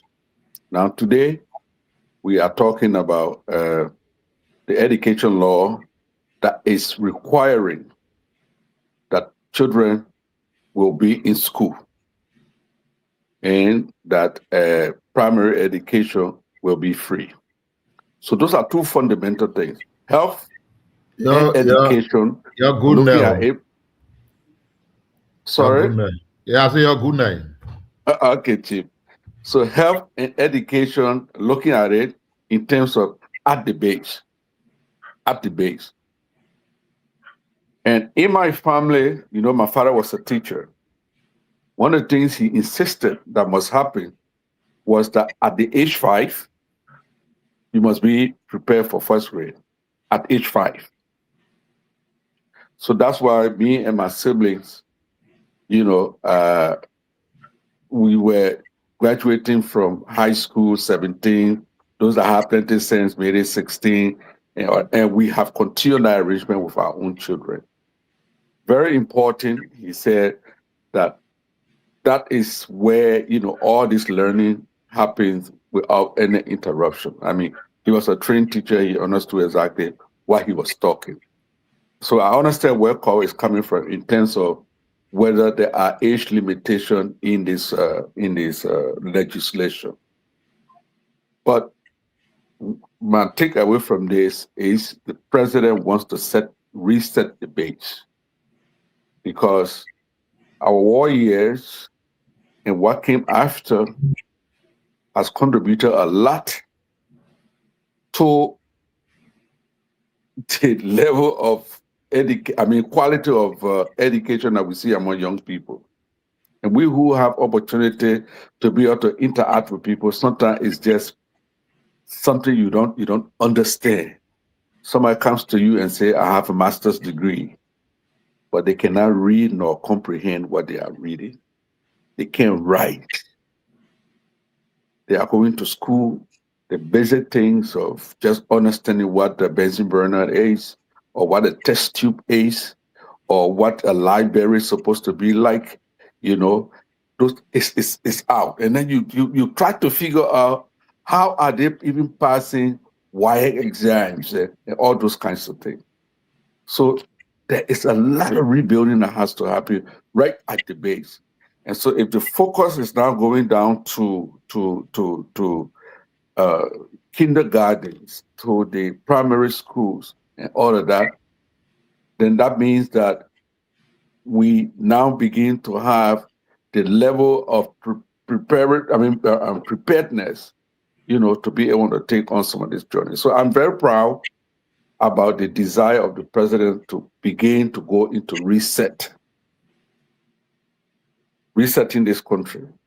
That's one for me. The second thing is just the way things are beginning now to show in terms of the results. So all of the different sectors, Patrick named a lot of them, where things are happening and asking us to pay attention to this and that. So as we progress, this is just 2 years, 7 months, 6 months. I don't know exactly how much the time is, but people will see the difference. So by the time we go to year 3 fully, year 4 fully, it becomes very difficult for anybody to start to compare or contrast and talk about performance. We are performing only because we have the plan and we have the right people and the tools and the leadership to be able to do this. So we are very proud to be part of this arrangement. Thank you, Honorable Dangwe. More, let come up to you. One of the reasons why I'm very excited about this program is, especially in our country, we tend to delay the girls heavily. A few years ago, the United Nations released a report in terms of the dropout rate, especially when it comes to girls. By the time they hit in Liberia, especially 14, 15, 16, those are dangerous years that these girls drop out of school for various reasons that we all are fully aware of. This compulsory primary education will kind of force the girls in school in the beginning. My hope it gradually, maybe the next time it will go towards the middle school, which is the junior high school in Liberia, and eventually to the high school level to make sure it's entirely free. More your take. Thank you, Dwalu. um, primary education is, even that it is in government schools, is expensive for many parents. Um, even in some of the communities we live in. And look, I'm smiling because it takes out some of the burden from on me. Honestly, in my in my terrain, my area, I got a lot of them. This year in my community, I up my number of sponsor students from elementary to high school up to 50. So I know the ones that are in the government school.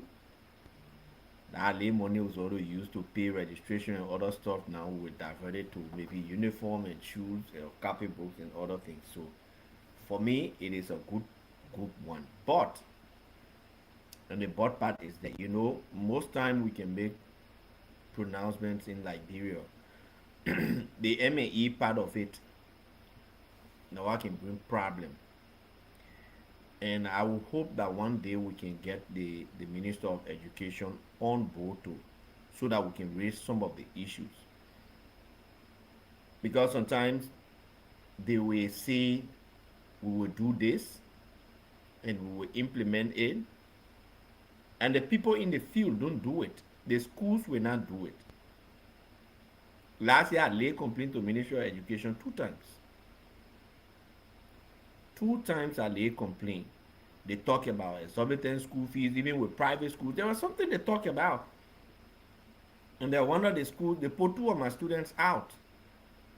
I called our minister. I didn't call the minister herself, but I called some of the deputies and some of the assistants. I laid a complaint. They said, oh, we'll come there, we'll check. I call again, we'll go investigate. And guess what? Nothing happened. So why we are excited about this, they need to ensure that it happens. Because even in the interior side, people will take advantage of it. They will act like they don't hear it, they didn't hear it, and they will still be running behind those students who can afford to pay. Now, when you complain 1 or 2 times and you got no redress, it weakens you. People will just get weak and say, you know what? let's just leave it. The government is not serious. So we have to be very, very serious about it. Me, when it happened, thankfully there are people who can answer our calls. We will complain, and if they don't address it, then that means that we have not been able to implement. One The more. people in the field, yeah. In the counties, there are three institutions that have fully. Dualu, please mute. There are three institutions that are fully decentralized, so it will be easier. The health, the county health, and the education. So with decentralization, all across the counties, everybody is being held accountable now. So I believe that if it's happening, the counties would know because everybody's reporting. So this is a major thing, and by next year, fully every county will have their how you call it, service centers where all the different entities will be in one building, and so everybody will be sharing information. So I think that it will work out really well. That's why she said she's getting it. Like my sister-in-law called said, the education minister said she's getting the justice ministry involved, the gender people involved. It's a wraparound service that will be provided. If the children don't go to school, parents will be held accountable. So yes, that's being done ASAP. But man, Dwalu, I say Sonny man, we do play small. The way Muya and Nazar to the 3 so. Or you want to play because you're men on it. Go ahead, Mo. You done, Mo? No, so I was saying, and I see some of the people on the show saying, yeah, the Minister of Education said there will be numbers and everything. So the problem will not be to lay complaint. The problem will be those who are responsible for those numbers, those hotlines. One, will they take the call? Two, will they forward the complaints? How they will take the. So it has to be a whole process. It has to be something that we take very, very seriously. I'm extremely excited about it because it's absolutely painful when you are in the streets, you see kids and the school time and they are not in school. My entire elementary life, from second grade straight to sixth grade, I went to public school. From sixth grade to 10th grade, I went to refugee school. 1 year in 10th grade, I mean 1 semester in 10th grade, I went to public school D12. The next time I attended real private school, like 11th grade, 12th grade. So I respect the public schools and I want it to be better. We used to go, we carry our chair, we go home, we carry even D12, you carry your chair, you made mistake, somebody steal it, and that hey, you go, you'll be standing in class. So I'm excited about this.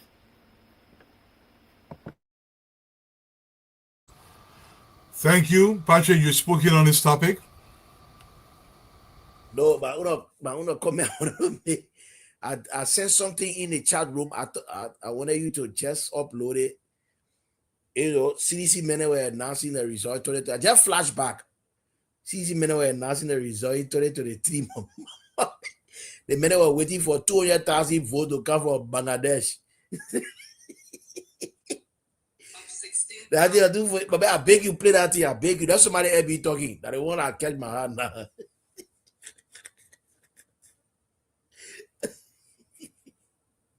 You funny, eh?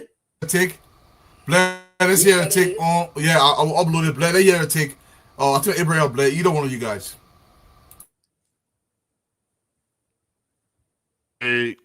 For the education aspect, I understand Carl's argument with respect to age based, and I also understand the argument with respect to grade based. Like normally here, I think here we are using the age based, and also I think they're using the both. But what for me, what is really important also, I hope at certain point in time also the Ministry of Education can take special consideration for girls. I think we should reach to a place now where we should have to look at girls' education to be very, very, very, a priority in Liberia. I think if we come up with a system in the public school, not the private school per se, especially from the high school levels, from elementary to high school levels, where we can say education for female students, is like almost free. I think many girls will be relieved of the challenge of looking for school fees and only concentrate on how they will eat and how to pay their way to go to school. That way, we'll be encouraging the growth of female education in the country. So I hope, and it's a gradual process. The minister of education, I think she's doing her best to revitalize that particular sector, and the coming in of the grade-based system.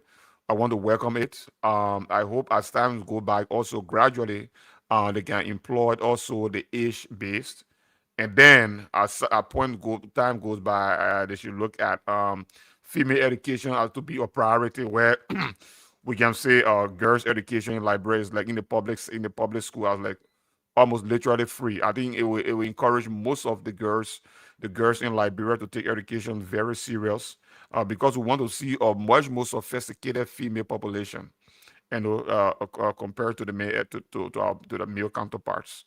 So I really encourage her to do that, but at the same time, we want to employ her and tell her thanks for at least the initiative. Dualu? All right, my brother Blair. Abraham, your take on this topic before we move forward. Before you can be able to play Patrick's stuff, right? Yeah, yeah, the education system in our country is gradually getting some level. We are getting somewhere. For me to be able to see the education minister taking the public stage, for her to be able to announce, I hear myself, but no. For, for the education minister, for her to be able to announce today that from kindergarten all the way to sixth grade, free of charge in public schools, that is encouraging. That is the first way to be able to go. But I strongly believe that um, by next year, that the education minister should be able to put it into a system by age base. Now it is by grade base. I hear myself.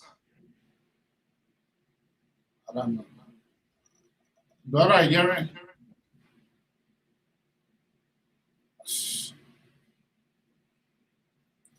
Yeah, so okay. Yeah, so like I was saying, it is encouraging. This is just the best way for our country for us to be able to go. And I strongly believe that the next time that we'll interact with the education minister, she will be able to tell us, how soon she will be able to leave from this stage to another stage. Like my friend Albert said, it would be nice for us to be able to give the ladies, the young females, the opportunities in the country, because we found out that ladies were left out when it comes to education, especially into our sector. Ladies were left out. So for us to be able to give ladies or female the first priority for them to be able to go to school, I would think that this would be my caution to the education minister, that it would be nice that not just only the public school, but even so the private school, that will try by all means, that will be able to see how best that we can be able to talk to those private schools for us to be able to get from that same way as we are getting it from the public school, we can be able to implement the same thing to the public school like that. And that will be a huge priority and for this government. And I strongly believe that we'll be getting somewhere. That's all I have to say.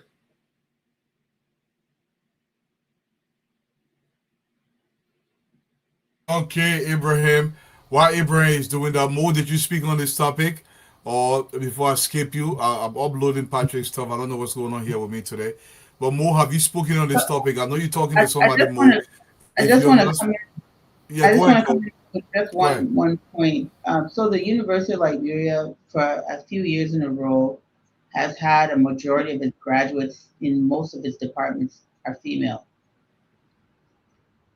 So we are on a global platform. We keep perpetuating this thing that the women in Liberia, women and girls are not going to school or not getting the same access to education. I don't know if that's true any longer. I think, going back 2000, right after the war, 2006, 2007, 2008, there was huge efforts made to correct that.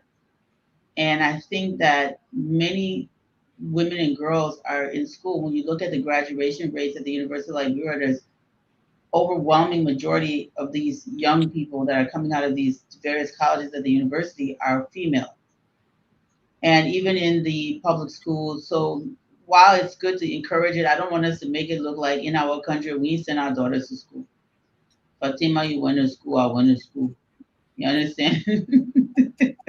So there's been. But I haven't really spoken on this yet, though. Yeah, I just wanted to throw that out there. We got her Abraham. It is true. It is true what you're saying, SIL. Let me just explain. The statistics have changed, and women and girls, UNICEF reported because we had.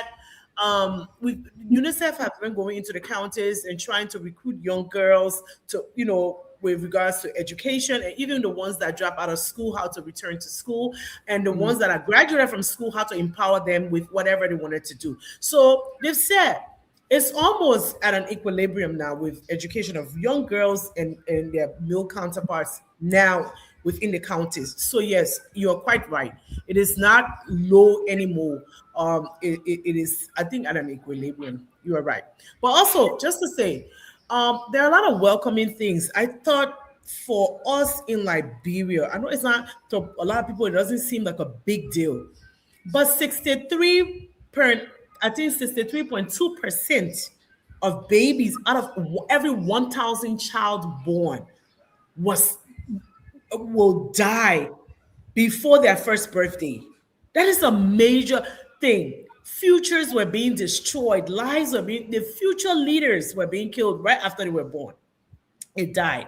So to see that in the last 3 months, between the president's health initiatives, the Ministry of Health, the minister and her entire team working to ensure that the last 3 months no baby has died around this country, I think is a major deal.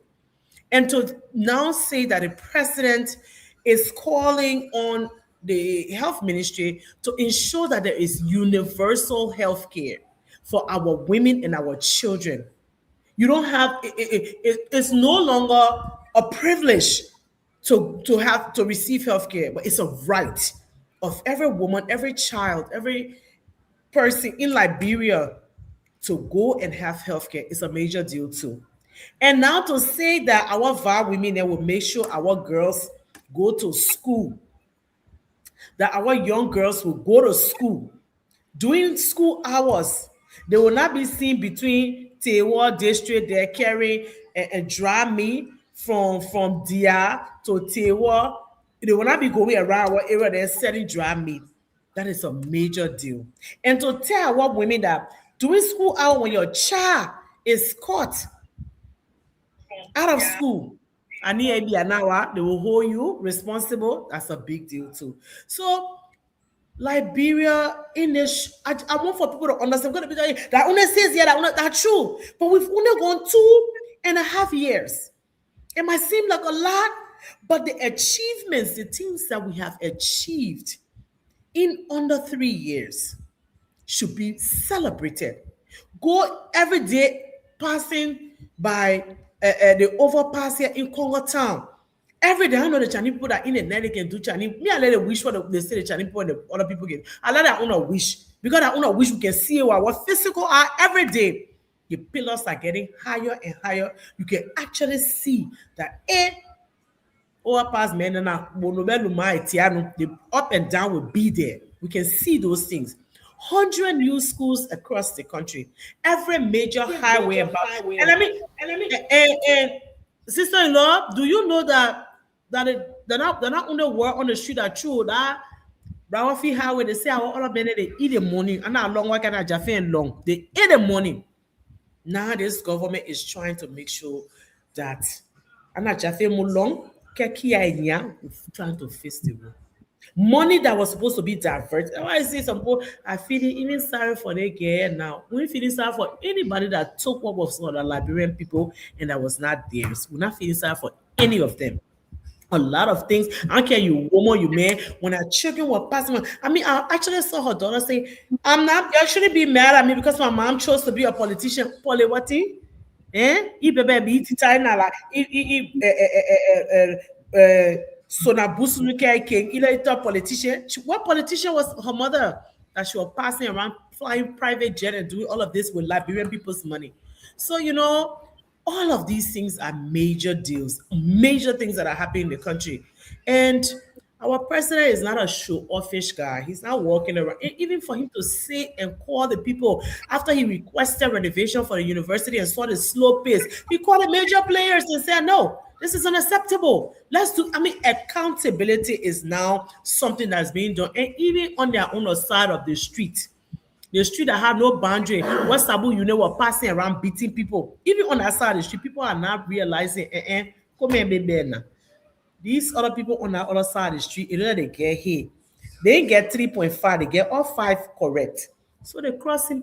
I say when Zopen, when Patrick was saying something, Zopen called me today when he went to my office. He said, do you know that the CDC lead in Grand Gide resigned? I said, it might be for Toyama. That's true. He resigned.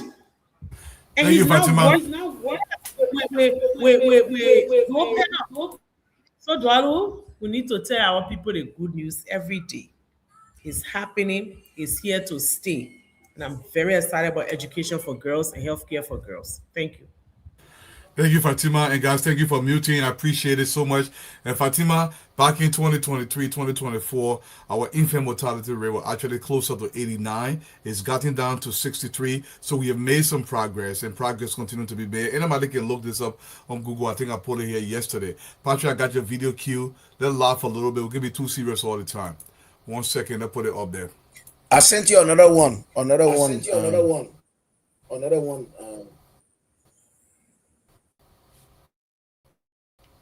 Two. You have a lead of 16,000 votes, and you have over 200,000 votes coming in. Yes. You need to just sit down and shut up. No, I think I'm done. Yeah.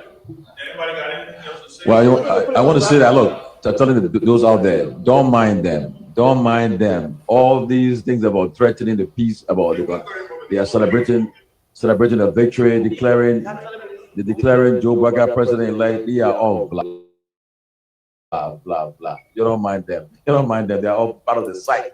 They're trying to put it in Liberian people's mind. By the end of the day, we all have the numbers. They have the numbers. They know exactly how the election will end.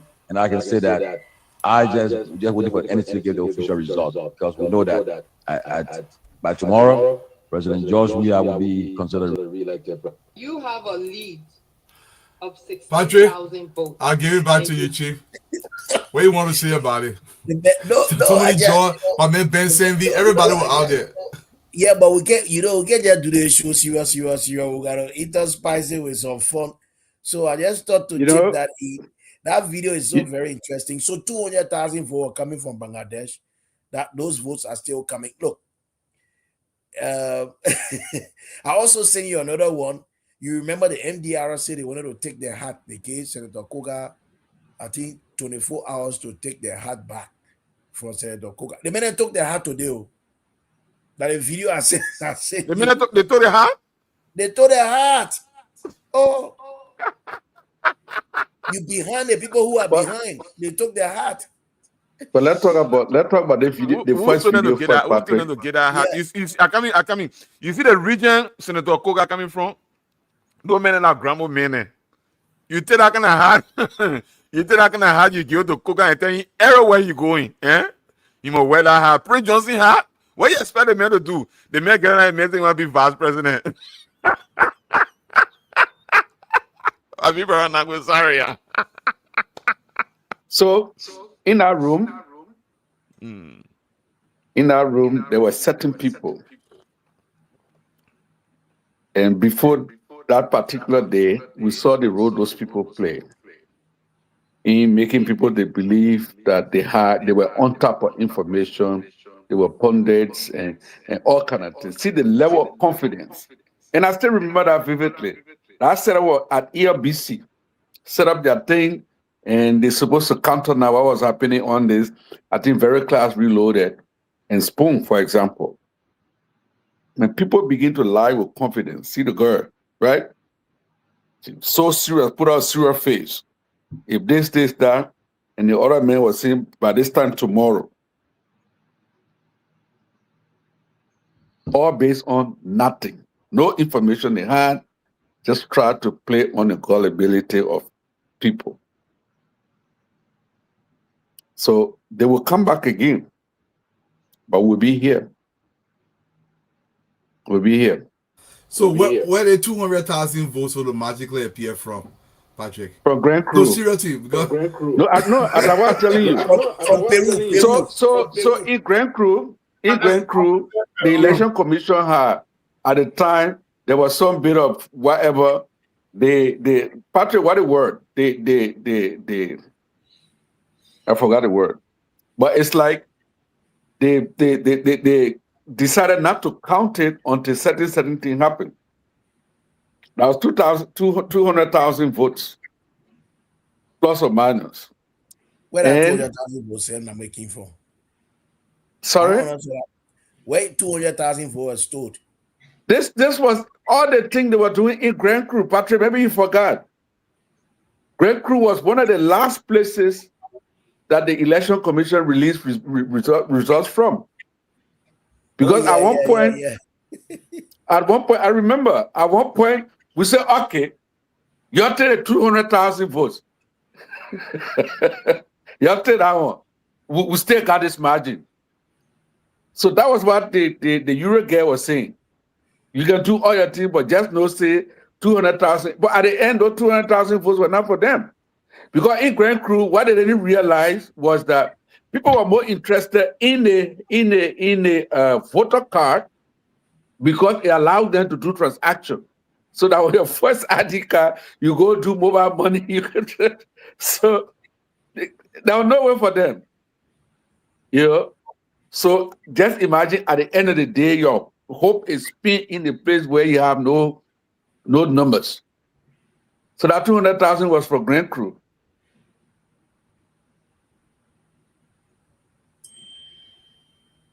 We are here with the National Youth Chair of the MDR. So, Honorable Chair, I want to say good evening and welcome to the press. Thank you. I think yesterday we listened to you, were vividly clear that you gave Senator Coker 24-hour ultimatum to return the hat, and he failed on the part to do so. You had no other alternative but to unleash militants on him to ensure that the hat is brought back. So where do we stand? Because the 24-hour ultimatum has elapsed. Thank you very much. I've come with the return of the official symbol of the Movement for Democracy and Reconstruction, the MDR. This hat was given to Senator Coker during our National Youth Retreat in Ganton, Nima County in July of this year. The purpose and objective for which this symbol was presented had never been fulfilled by the Senator of Nima County, Senator Coker. So yesterday, we issued an official ultimatum, giving an instruction that on our watch as National Youth Leader, regardless of the political controversy, we were on a mandate, a revolutionary mandate, to ensure that they have a reprieve. Today, we dispatch militants and militants.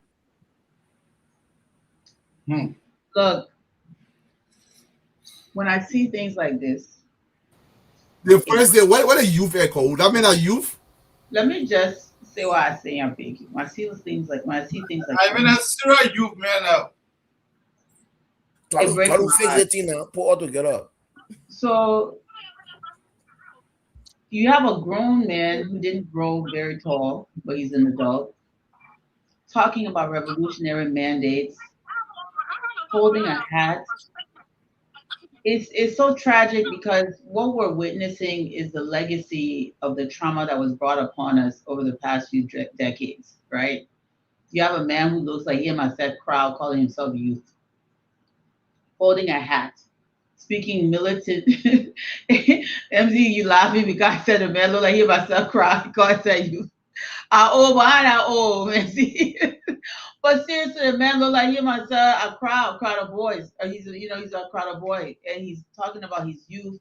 He's holding a hat, and he's talking in militancy language and all this kind of thing. It's embarrassing. All the men are youth. The men are youth. It's embarrassing. The arrested development, the thwarted progress of our people because of the conflict, whatever the cause.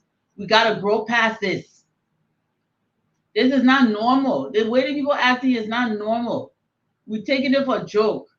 That you see there, somebody pa and husband talking to that. The other day we were on this show. I was telling y'all how embarrassing it is for men like Akaris Gray them to go home to their families and tell their children that they're seditions.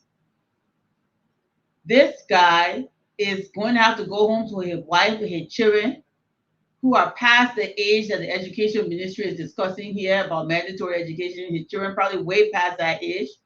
Then he will sit in front of them and say, you're part of youth. Do you know how shameful that is? When our fathers were actually young, in their 20s when they had us, right?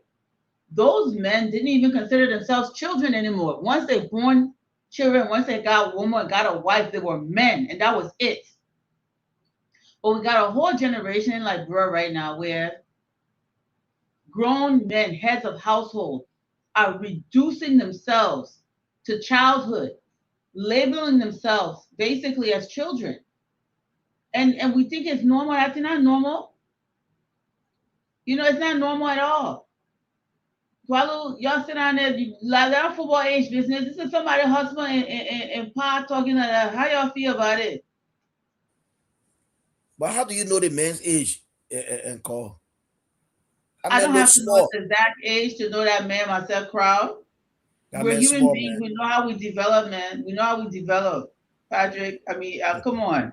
We're not. Patrick, how old is that man? How old you think that man is, Patrick? I'm around 32, 33. You better get up and at least 54. No way, Patrick. But look, let's give it. Okay, hold on. Let me back up. Let's say he's 32. Is a 32-year-old man not a man, Patrick? When I was 32 years old, you think I was calling myself youth? I was not. In our context. Look at. So our context, are we retarded? We don't grow up? No. What do you mean our context? Are we retards? We don't grow up? That man will be around 10. In other countries, a 32-year-old person is a grown man. In our constitution, you say it's president. Have you seen a 30? In our constitution, you want to talk about a setting. You can run for president. At 35. And we're still saying a man who can be head of state is a youth. Are we serious? We gotta revisit this thing.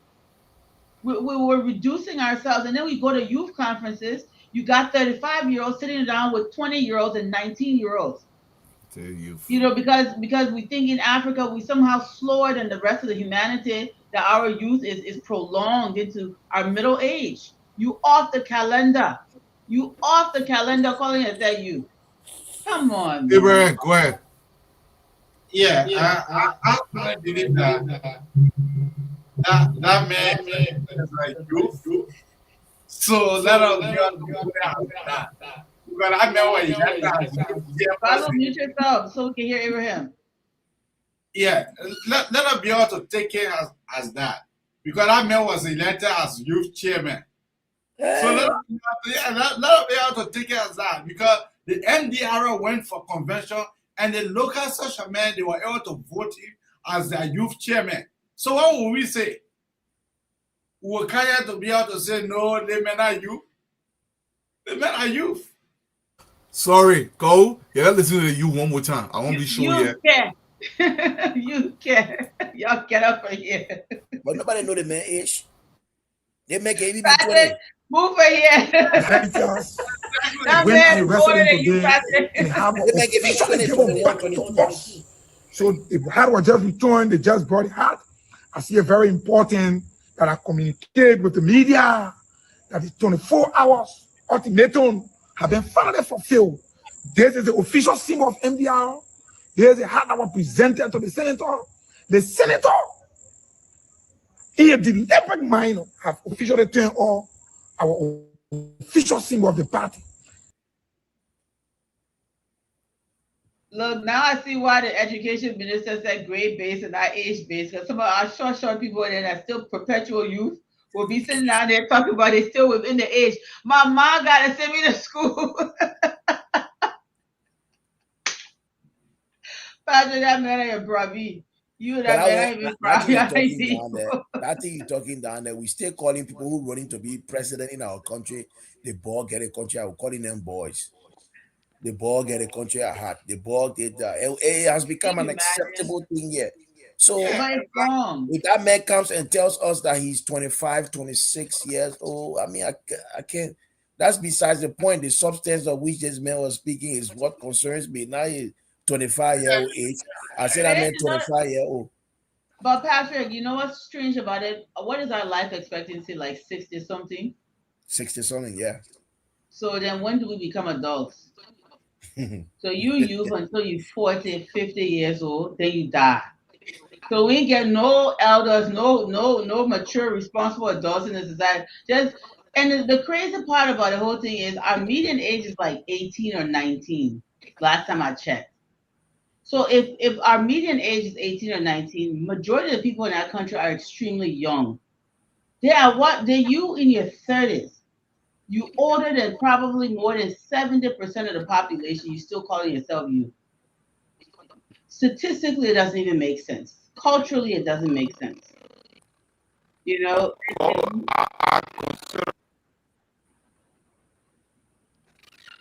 That's your business. You're not. You're a middle-aged man, Albert. Let's all be. Let me tell you. But Dwalo, they want a topic again tonight. That topic. Let me say something. Let me say something about this. I've been out of. Look, so I beg you, Patrick, 1 minute. You know, call. That's why I graduated from college. When I graduated from college, I was never youth again. So the fly, the linsu, all the one I never participated in any of their activities because firstly I used to think back, right, of people who were leading charge in this country. The Burma family and the Tipotel, and they were all in their 20s. And they were leading the charge, they were leading the progressives and all the kind of things. So I was way 33 or so. Was it 33? I was 30 something anyway when I graduated. Either 31 or so. When I graduated from college. So why I can't go be among 20 years old? Then my next thing was when I went to do my master's, one girl was in the class with us. The woman was 23 years old. How would I get there and be calling myself youth? So the youth thing for me, I graduated from it. I wanted to talk my own late thing with Bapulu Bomb and make some analysis he did, but yeah, Patrick told a youth business first. Let me just say this. Let me just say this to you. When I work in government, the entire time I served in government in Liberia, I was in my 30s. I did not turn 40 years old when I worked in government. 32, 33, 34. And the whole time I was in government, I considered myself a grown woman. I never thought of myself as a child or some diminutive, like, oh, I'm a youth, that kind of thing. when I was at NTA, I was in my early 30s when I was managing director at NTA. Nobody I would tolerate calling me youth. What's the point of that? Okay, so as I was saying, it depends on the context. So United Nations consideration of who a youth is generally between 15 to 24, as somebody just posted here. Yeah. The African Union's context of who is considered a youth is between the ages 15 to 35. Pause there, Patrick. Let me ask you, why do you think that is? Hold on now. Hold on. So based on this context, this guy is an African. So we can consider, do you hear yourself, Patrick? And we don't even know his age, by the way. We just Patrick, do you hear yourself? Patrick, that man looks like he hears a jubilee like us. Okay, let me. I want to ask Patrick a question. Do you think it's right that Africans think that a 35-year-old African is equivalent to a 22-year-old European or Asian? Do you think that shows that respect for Africans and our humanity? That we will compare someone who's been on Earth for 35 years in Africa to a 22-year-old in other parts of the world? Do you not think that's dehumanizing? Well, Call, you going somewhere else. Because I'm going somewhere else. I want you to think about the context. You talk about context. Why is African Union doing that? Yeah, but because of the disrespect of the African mind and the African's ability to compete with other humans. That's the context. That's where it comes from, and we should reject it. Well, hold on now. Anything that smells African doesn't necessarily show disrespect. No, it's not about smelling African, Patrick. What it's essentially saying is, for an African person to grow up, it takes 35 years. And other people grow up before 25 years. That is basically what that's saying. That is not something that is even a stretch of the imagination. That's blatant disrespect. That is not right of passage. Patrick, that's a lot wrong with it. I can't talk about food. That's a lot wrong with it, Patrick. What is wrong with that? No. Nobody is saying it. 35 years, you are not a youth. Why are Africans normally at 35 years old? Man, we get important topic to Patrick, normally at 35, you must be a man. You must be a man. Man, in my village, my youth chair was 65 years old. You only need youth business. We are not retarded. We are not retarded. There's nothing wrong with us that we will be youth until we 35. Even just 30-year-old, you should be a man with a family and providing for your family. Then call yourself youth is defined in context and geographical location. Period. In Cape Town, all youth then can be 50 hour youth leader then. Don't lie, grandkid mom. My husband was man before he was 30. Don't lie, grandkid mom. My father's father was man. Our youth then, youth is defined in youth definition based on geographical location and context. Those were men in the 20s. Our youth leader then 50. Our youth leader then 50. The men of grandkid mom are men. Okay, let's get some order. I can't come in because of my feedback. Let's get some order. Let's get some order, guys. One at a time. So let's go back. Mo, let's start with you. Let's mute everybody. Let's start with you because we have to go to the phone now. Mo, let's start with you. All right. What I want to talk on now, Ambula Mambe, the man can do research. He's a very data-driven guy. So, today, like Patrick said from the beginning, they convicted Quita Dolo. Now, we know normally when people plead guilty, the sentence cannot be maximum because they've already admitted guilt. They say, I did it, so please forgive me. So, Mambe went back and compared the youth president to the old man president. You see, so we are they see the men that still youth. You also when I say youth. Your thinking set can be youth or women. So in total, right, Mame said we are 6 years in power. There were 7 indictments and 3 convictions. for various crimes, including drugs and other stuff. Our time, 2 years, 6 months in power. There are 20 indictments, 16 convictions, including drug-related offenses. And guess what? He got names and everything to these things. Names, the data is there for the whole world to see. So he posted, he said, let the data speak. You keep quiet. Baka study 1 month in power. 20 indictments, 16 convicted, 3 acquitted, 1 at large, excluded all the indictments in the ongoing investigation. Our youth president, the thing they passing around where I see some of them posting, oh, the woman found guilty, you'll give only 5 years. During your time, they can't even catch people before they will convict them. They can't even carry them to court. I told you last night, anytime you wear that blue or red beret, that one ain't even one for my youth leader Zapide to talk about that whole red beret thing. We got to talk to MDRS to change that whole color.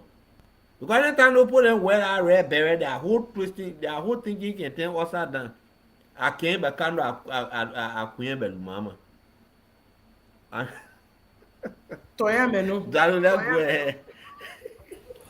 Okay, we're gonna be preparation to bring Harris on.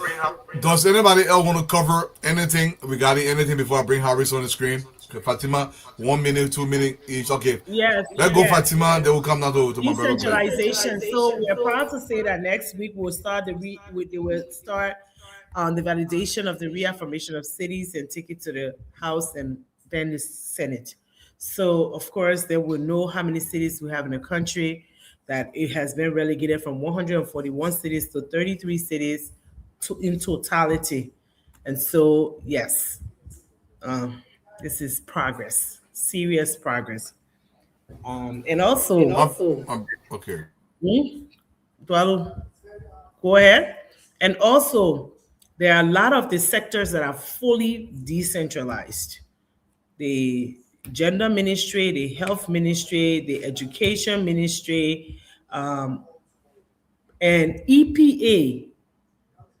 EPA has fully decentralized all over the country. So those are sectors that are everywhere you go in our service centers. They are all over the country as a major. So yes, thanks to everyone for the good work. Hey, Blair, let's have you, and then we'll bring Harris. Harry, please start making preparation to come on screen.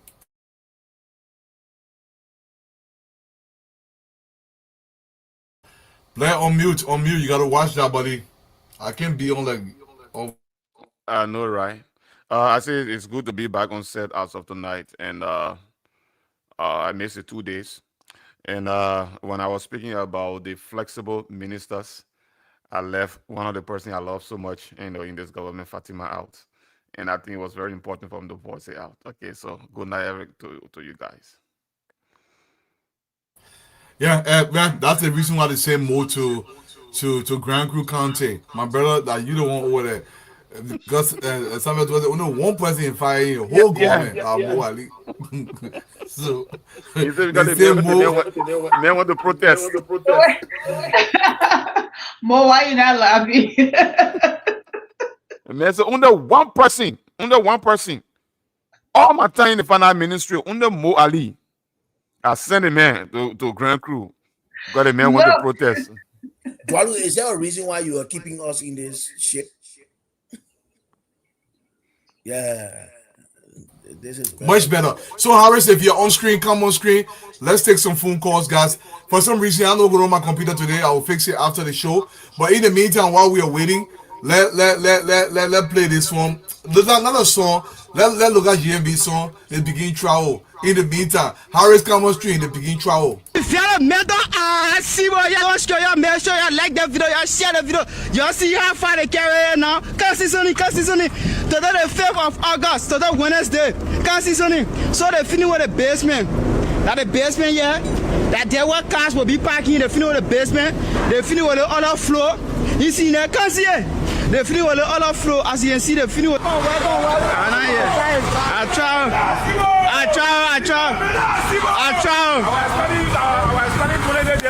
I try, man. Yeah, I know. We're in a plea back. Yeah, we're in a plea. We're in a plea. Yeah, we're in a plea back. We're in a plea. I try.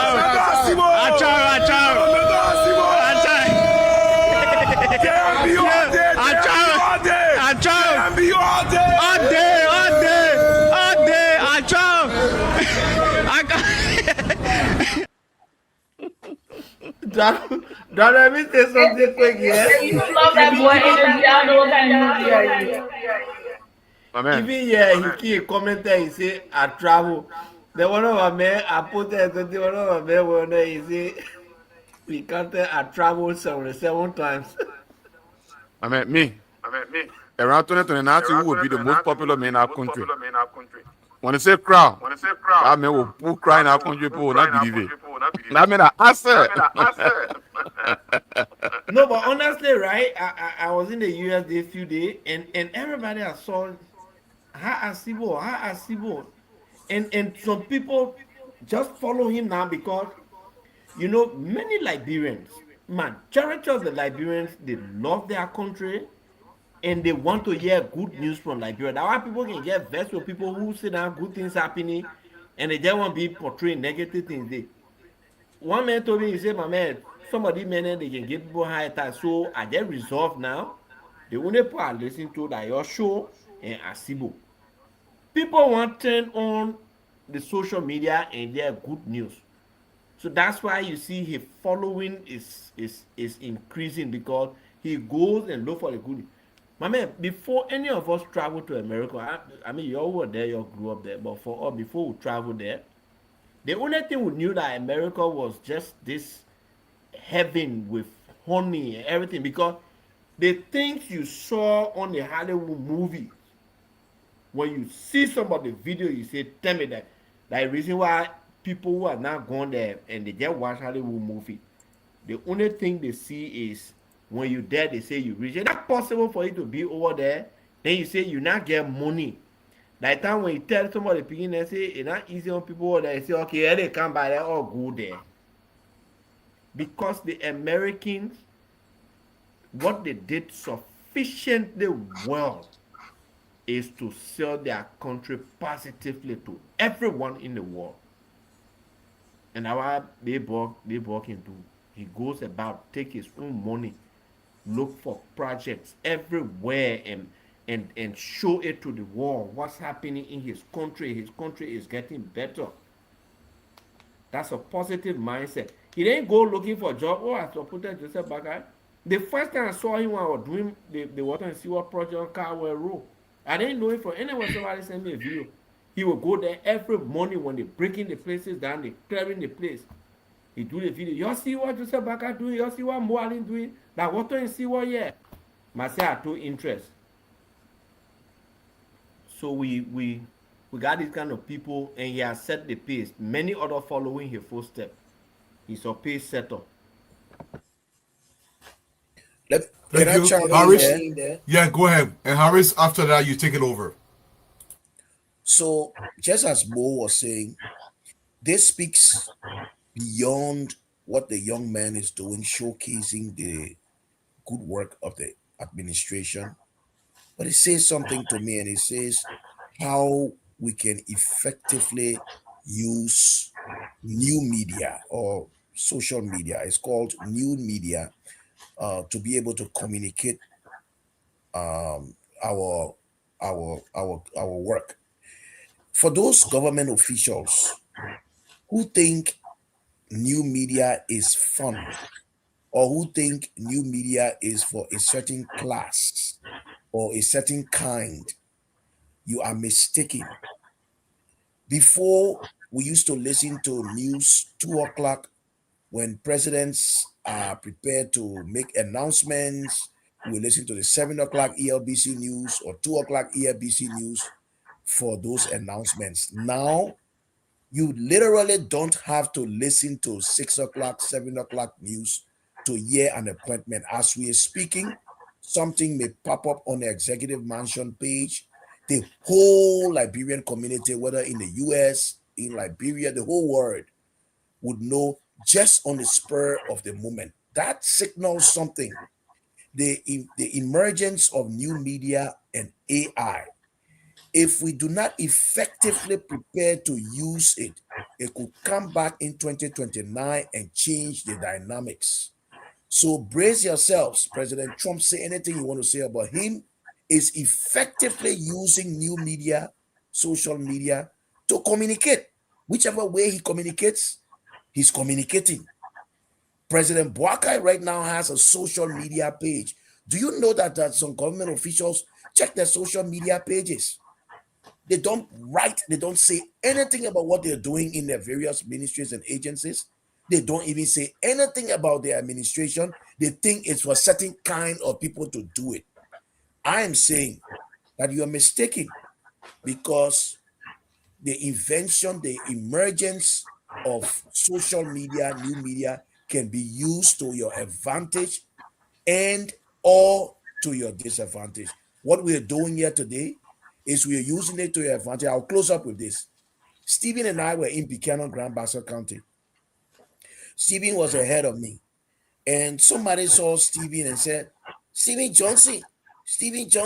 And then when he turned around and said, hey, you can be on Class Reloaded. Oh yeah, you need to go in the counties. And people will recognize you. Why? Because they are seeing your face. How? They are seeing your face on where? On Facebook, social media.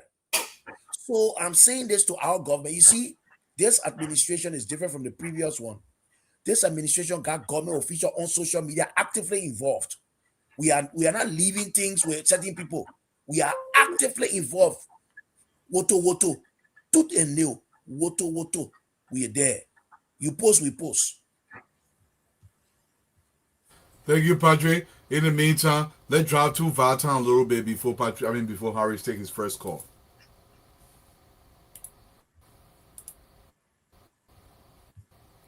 JMB, my unprecedented. JMB, my unprecedented. JMB, person, my unprecedented. From Monrovia to every county, hope is rising across the country. Roads are opening everywhere. A brighter future is in the air. Schools are growing, children learn. For success and opportunities earned. Hospitals serving day and night, giving our people strength and light. Peace and unity lead the way, building Liberia every day. Hand in hand we proudly stand, working together across the land. Oh Mama Liberia, your future is bright. Together we're moving, together we'll rise.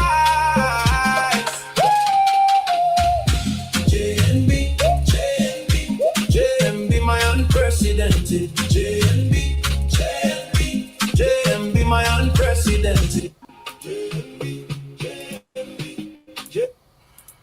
Harris, the boys in your call. Okay, so we go to the lines and take your calls tonight. 0778-665-699. 0778-665-699. 0880561-644. 0880561-644. 0776-293-620. 0776-293-620 are the numbers. This person is on. Good evening. Thanks for joining us tonight. Yeah, how are you? How are you guys doing? I'm doing great. Let's hear you. Thank you. My name is Michelle. I'm calling from Boston. Okay, I want to say a big thank you to the family. I mean, those students, those coming to class now, so we the students will tell it by now, so to get lesson. Okay, I have put in two intro quick to say. Number one, how concerning about the school, the preschool, the military education talk about the preschool. Okay, I want to know, okay, the job will come from K2 to 6th grade. But what those instructors will do, their fee will be increased. There where they will move the children, their fee. A lot of small fees will be honored. One of the things you put together to back. Okay, number two, the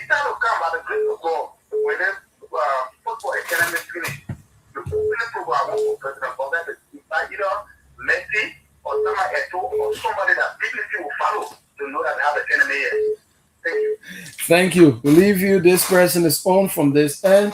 Let's hear you. You have the name you called from where? Hello? Hello? Yeah, go ahead. Circle your life. Thank you. Thanks to the panelists. Harris, this is our show. We always like to listen to. But these people that are on the show, and most of our government officials, they take up today. We now value in the society. And one thing that our government is doing, we not get no result of Mohammed allergy and this one. I have no personal issue. But Capita, why would get this one? We were on media, battery up to now, they carry this father striker, you Kalis. No more local results. No one tell you say give them money. When they talk and will come, but for them to do that, that is disrespectful. Which part of the I'm saying Seku? Yeah. So which one of the groups you follow now? Who, me? Yes. The intellectual group was that they will not have been able to just for a group last year October, but still can be that 2018. How does somebody can bear with me? We struggle to even get stronger and put here off food.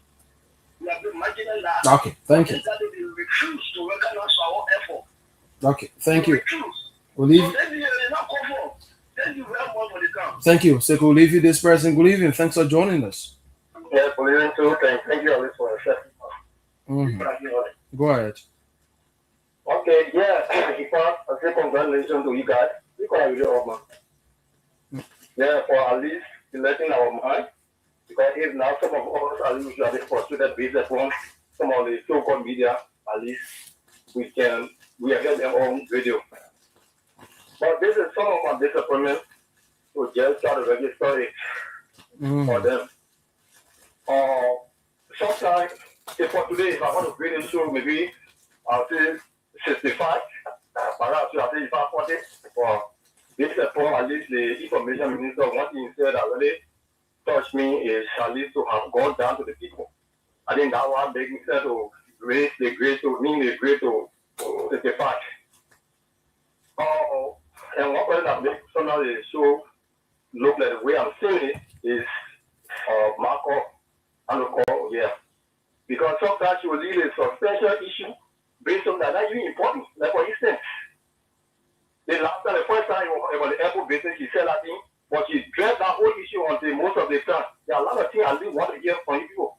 Like today's one. Okay. You see the video that was played. Let me just start to identify. Yeah, conclude. There are so many calls coming in. Yeah, I agree. Like today's one again, that video that was played was not played for age. I think the substantial issue the man was discussing and what you put your look at. But you can drag the thing, she dragged it all the way until the other thing is something, but why you say I think I want to work, we should at least listen or just try to analyze that. So I think those are some of the things I like it for well love the show.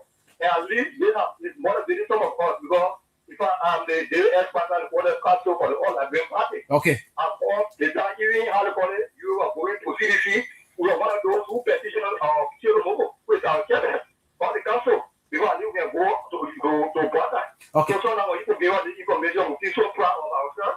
And we know that we make the best decision. So thank you. We'll leave you. Josiah Small, let's hear you. thank you, Harry, for the exclusive recognition. Josiah Small, the line from the Covenant Peace Island. I'm going to go for the member to the United Party and Electoral Bureau. Thank you to the panelists in the studio. My from AG, one for AG, or AG Mohali, but all on say. Let me say thanks to the government. Most of them from the education side. Like the free school announced from first grade to sixth grade. Because I've been on this place for nearly close to almost 1 month. You are not been hearing Harris, like I'll tell you. I was in a rural era. So the schools, you don't imagine how 20-year-old, 30-year-old, the parents said they graduate from grade school go to first grade. And so parents will tell you, they don't have $500 never pay. People want to never pay. They take the children up the school. They say, let's go, I don't have to pay. But then go to the Ministry of Education. So the last one made today by the government. And I'll be going to go to 18. And the money will be telling you that thing. You are becoming a contract with. So we say, take the government.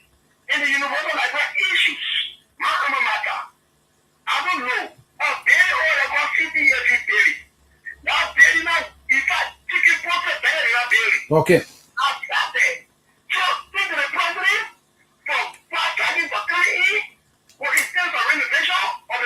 Thank you. We'll leave you this person. Good evening. Thanks for joining us. Good evening, Harry. Yes, Let sir. me say good evening to the panelists. This is Elvis Banama Katama, and I'll call you from over this evening. Go ahead.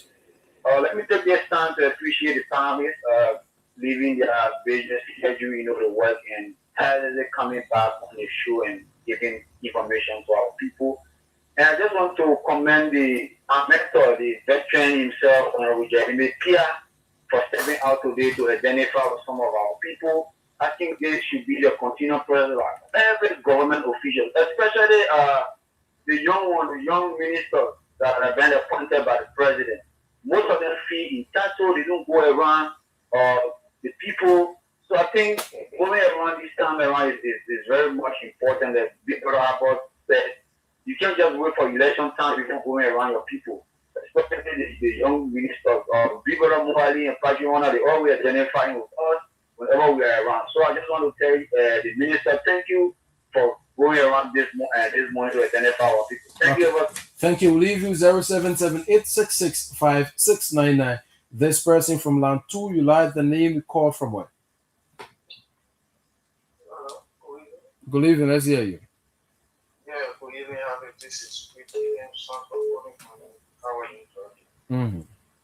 Yeah, I want to appreciate the panelists. I want to appreciate Magna. It was only caught my attention. The media spoke on, on how some of these ministers engage partisans. And it's important, I think, the Mohali, the Pajo, and other need to be efficient to record that issue every first Saturday because it's where partisans gather to give a feeling to the issue. And also, the chief security Lorenzo is doing extremely well. Actually, been taking a lot of activities there, and he always is clean and keep partisans around to ensure that the place remain vibrant, that people can come. So when they chip in, it will also help to give you potential in the Okay. So we encourage the veteran, the media, even people the first time that they will be to the office so that this can be well. Thank you. We'll leave you this person. Good evening. Thanks for joining us. Good evening and good evening to the panelists. Let's hear you. This is Princess calling from a United Party International Bureau. So I have to say thanks to the government for the renovation of some ministry in some of the government school. What I want to say to my people is this. First, I want to say thanks to Uncle JJ and Aji Amos for encouraging us in our fact. Looking at we own our own. We not get no government official. We just own our own. Provide everything for ourselves. Forget or you're choosing and speaking and more on good. We all fighting the fight here. We all fighting the fight. Not really special. Even in the case of our enemy, we make sure we both go there. But it's like we are not recognized by you people. We are satisfying us. We're fighting. Everyone are fighting. Please. Thank you. We'll leave you 077-866-5699. 080-561-644. This person is on. Good evening. Good evening, brother. How are you doing? Let's hear you. Thank you very much for you taking my call. Even my name is Oscar. We are according from Middle Town, East. Thanks to Opa Adwalu. Thanks to Director of Water and Storm, Honorable Ali. Thanks to Matthew Jerry Lemaitia. Thanks to Honorable Patrick Hunter. Thanks to whosoever on the show tonight. I'd like to say thanks to my president, Joseph Imabwaka. This president is our president. It's my government. I'm so happy that this government is ours. But please, I'm asking whosoever in this government, please, to try your best you can. You can try your best you can. let's forget about whatsoever things are happening with the fact what the politics. Because this is the reason why Labrador cannot go further because we always go back with our legs. So please, brother, I beg you, man, please, do I hear me, brother? Or this is Oscar Jaikuya from the channel. I want to talk to you, please. I need a number. I want to talk to you and also the minister also. Okay, just keep listening. He will address that concern of yours. This person, good evening. Thanks for joining us. Mm.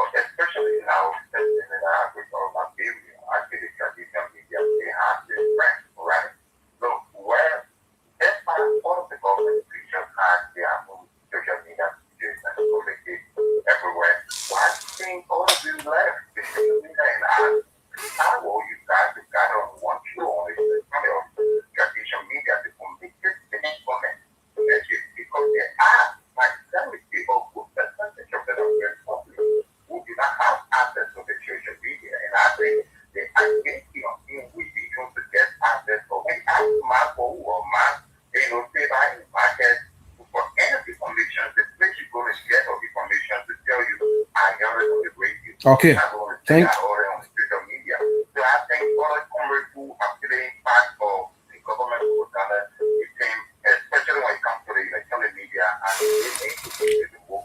Thank you.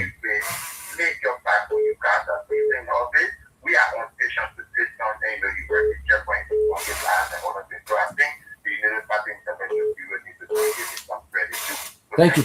Thank you. Olivia, our very last caller from this end. This person will be on. Good evening. Thanks for joining us. Yeah, good evening. I calling from the community. Mm-hmm. Yeah, I want to extend my thanks and appreciation to all the panelists on the show. Especially Mo Ali and Dualu, also for electing our mind, electing the 11 people. Well, you made some comment on the usual NGR. No, that man, I live the comment that the work for the yes, that's it. And for the city, but you always let you guys pursue love because you share it. As a pushing love, that one really got things on. Thank you very much. Okay, thank you. Our very last caller from this end.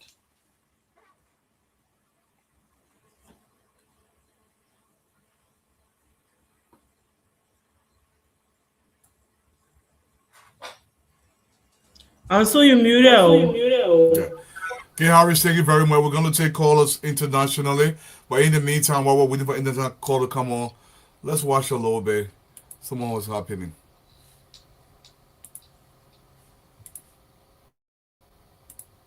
Is proudly sponsored by the ClassReloaded. Fellow librarians, whatever you're watching from, share this video. This is the Vatan Freeport Road. This road will be coming from Johnson Street, passing through the Gilbert Tupper Bridge, coming down to Vatan to the FBRC and finally the Freeport Road area, connecting with the road that is being built from Freeport to St. Paul Bridge. Liberia is getting better. Share this video. This is physical work. What you seeing here is quota. What you seeing here is quota. So the contractors here are very smart. They already took down all of the old quota right here. The old payloads that were in between. And, you know, they have taken the payload from there. If you know this road, you will know that this road was taken over by all kind of payloads that we can understand. So Joe Buckeye is hitting the ground and reconstructing the entire country. Liberia from start to end is being reconstructed. both in the cities and in the rural areas. So if you went right now to the southeast, you will see these very equipment here hitting the ground very hard there. If you come to Monrovia, you will see this similar thing. And all over the smaller cities in Liberia, the yellow machines are here. And this is what we are experiencing currently in Liberia federal panelists. So this is the starter of this rule. The guys aren't sleeping. The guys are working. The contractors are working. Since the program for this place works, are being very effective. The guys. Okay, guys, you can put in your calls. The numbers on the screen: 774-578-1963. Call into the show. Let's take a few calls from here. Then we'll go to 2 or 3 calls from here today for the international call-ups, and then we can go from there. 774-578-1963. It's a horrible day today with the computer system, but we're almost towards the end of this. If we got no more call, it's already 7 o'clock. This is our end time already. So I'm going to go back in studio. And Fatima, let's come to you first for your party statement. I know you're already tired for the night. Let's come to you. Yeah, just want to tell our Liberian people. I'm still got a mute. Just want to tell our Liberian people, your thanks for your patience. Your thanks for allowing this president to prove to you the promises that he made and to work towards achieving those promises. He said under his watch, he will fight drugs. He's fighting it every day. He said he was going to build 100 new schools across the country. He's doing it. He said that no car will get stuck in the mud, and some people net when they were talking, just like what I said, no car will get stuck. Car getting stuck. They will go bring picture. Funny how former and no car got dead. They will bring all that one. President will not answer nobody. He was focused on doing the Liberian people's work, and that's why he has all that motivates him. He feels that what the injustices that were done to him, he will make sure that it is not done to our Liberian children. He walked on dirt roads to go to school. He struggled. He did not even drink milk, according to him. You know, that's why, some of our people that you see Jojo and Tata, you see how they big and tall, he made sure that the children drank milk, they ate healthy, and today they are who they are. So I can just, in a nutshell, give you some of the things that are happening. In the last 90 days, no baby died in any major hospital across our country. No baby that were born died within the first year, within the first 90 days of their lives. No baby not died. Every hospital across the country, they got medication and drugs. Go to JFK today, most of the places are being redone. The other day when I went there, the children's unit was completely redone. They have all the surgeons working, a lot of groups from across America coming to volunteer to help out. Our country is being respected across the world again. Josiah Mabwaka is making sure that Liberians, look at the way our country was celebrated amongst Liberians, amongst foreign people across the world. Yeah, look at it. My sister-in-law, key history, civic education. Like, bro, we need to do better because some things I saw in Buchanan, I was reading about some of the things I never knew about it. That my sister-in-law called me to know some of those people that were on those walls. I never even heard some of the names. She had history all posted all across the place there for people to know their history. And then the orator that spoke for the 26th, he just made to understand that Liberia is a melting pot. The people, the slaves in jail come here and start government. They came, they met people here. People were here, living here, breathing. I mean, our country, nobody passing around just with malicious things in their mind. I mean, I'm not talking about the other side, but I say right now in our country, because you do somewhere here now, we will catch you. But yeah, there is peace in the country. People are working freely. Our money can be in the market. They can be even telling them to go home. They won't go home because nobody can see that thing. Nobody jacking, running. My people, let's continue to support this president's effort. Every entity, today, the Minister of Education, my own sister, Dr. Jaso Jala, announced that every government school, public school, the one that government paying teacher them to go teach, not paying no admission fee, no fee in our school from 0 to 6th grade. Nothing. Anybody ask you for money when you go to the school, she say your children must just enter, go to the school to go to school.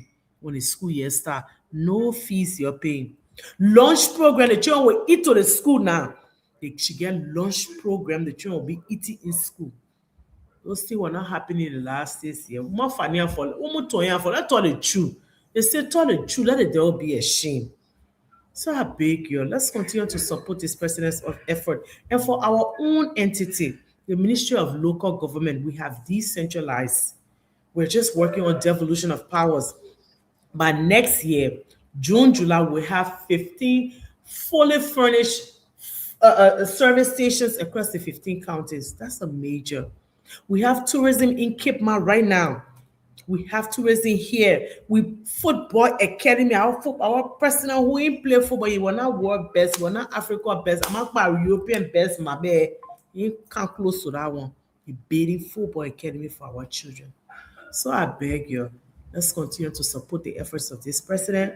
He has a good heart. He has good intentions for Liberia, and they drug business. He's not playing with it. He may both feel female. Yeah, you both feel love. Va people, any va man, don't put your hand in that drug business. Me Anna will be a told me no. Papa not forgiving nobody that wants to destroy the lives of the Liberian children. Anybody that bring bad thing in the country to sell it to me, I watch you pom pom. I be loud now, he will not agree. So yeah, thank you to Allah as always. Thanks for having us. We'll continue to educate our people to make them to think, love, and together collectively build Liberia. Thank you and good night.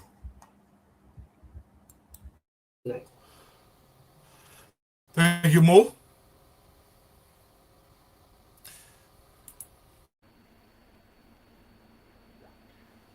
All right. It's been a long night, and I'm sure we've interspiced the show tonight with some joke, particularly about the youth age. Marco Mwanyangba no vey. Ano bono.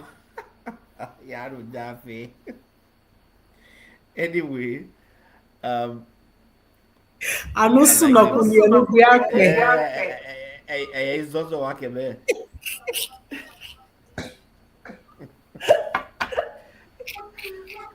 You're sorry. Honestly, I can read it the other day. The other day I made plan with someone. I was seriously speaking my va. You know what the audacity the person had to come tell me? And that civilization that yeah, more people is speaking of. Oh no. I really went off on the person. Can't tell me I'm speaking my dialect. They say that not civilization. When you define civilization to be speaking English, yeah, man, the can make people vex. Anyway, you know, me I always like to close out on the drug thing. Yeah, we used to be on those juror then back until they collected and they put them in jail and they then send them for investigation. And another set of juror in rape case in bombing. That one and two they went and voluntarily they confessed. They too they tamper with them. Rape case oh they collected all of them. Yeah. They put them in jail. The drugs thing will keep talking about it. Look, the people who discover where the drug was, that were not CDC people. They did not give the intelligence. As a matter of fact, if they leave with that one, nothing was going to happen.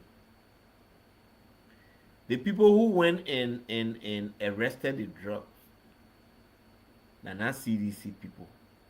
They are state securities operating under the guidance and supervision of President Joseph Boakai. The people who who doing the prosecution than our CDC people, that Joseph Boakai appointed people. So when you sit down and wear your upside down red and blue beret to think like your brain under your feet, you walk in, the first question you should ask yourself and answer: under which government all the arrests happening? Under which government all the prosecution happening? Under which government Liberians have come to know that this drug thing, they can fight it? Under which government Liberians have come to know that it is forbidden for party supporters to get on the streets and sing "We Want Cooch"? Under which government that Liberians are getting to know that no matter who you are and who you can be close to, when your name is linked not only to drugs but any crime, they will catch you, they put you in handcuffs, they chunk you in jail, they will prosecute you. They're not under CDC government. Under CDC government, catching drug people was a taboo. Councilor Mao here the other time, he said, when you collected that 100 million drug case, why you allowed the real culprits to go free, and you caught the wrong people deliberately and took them to court, because you know when you carry the wrong people to court, you will not have evidence against them, and eventually the court will have to dismiss that case. So it was a calculated attempt to empower the drug cartel.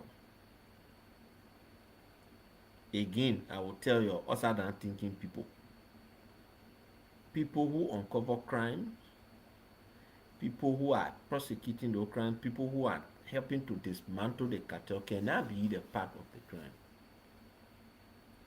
And we are not ashamed to say people from the security sector are involved and they are arresting them. People from within government cycle involved, they're arresting them. The other day, how many were talking? That private back under, he involved. They were not catching, they catching that back. I didn't even know that private bar play until somebody was describing it this morning on the radio. From the day they built that place and the other place to Dupo Road Junction, I've always been vexed every time I pass there. My uncle, you pass to the place when you coming down from GSA Road, coming up the hill. They will block the whole traffic. You take nightclub, you build it almost in the middle of the road. The same thing to Dupo Road Junction. I pray one day René Gidi just get vexed and go and bust that thing from over there. So that whole private bar now, if that man is found guilty, they got to start seizing it, break it from over there so that we can pass freely. You pass over there Friday night, you will almost hit someone or hit some kind of car. So we are shielding no one. No one is above the law. So when you'll be there thinking, and while we are fighting drugs, we are succeeding on other ends, on other fronts. On 12 or 15 hour road there, you'll see our AR story. Everything for your AR. As a matter of fact, you don't even know what is AR. So we come here every night. When we start there, you'll see government official interviewing, government official will leave interviewing each other until dark kingdom come. Your good night. Mo, he's supposed to be bad man. He's supposed to be the one of the most civilized people, but you get small cool, but you don't know what road. But I can call the boys in your call. Let's hear from you. Wait 1 minute, Vapo can go to court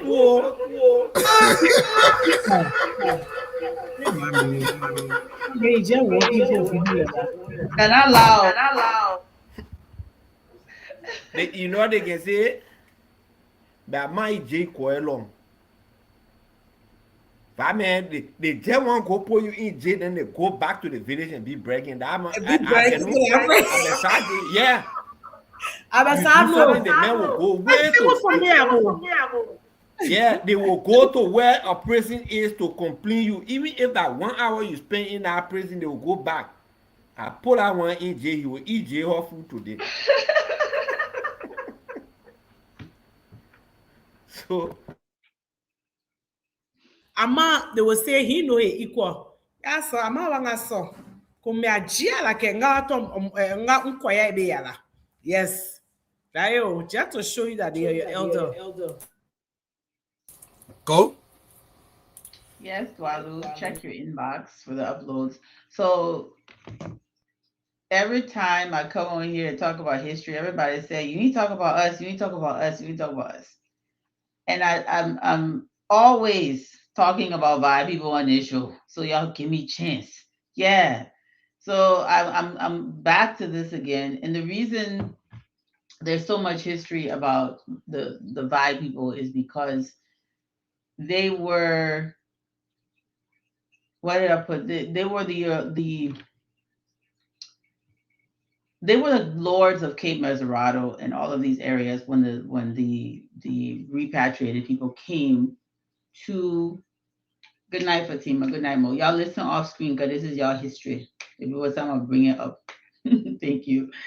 So they were slave traders. They were business people also, but they also were involved in the illicit slave trade, which is not a good thing, and it's not something I don't think that they're proud of, but it's the truth and it's the history.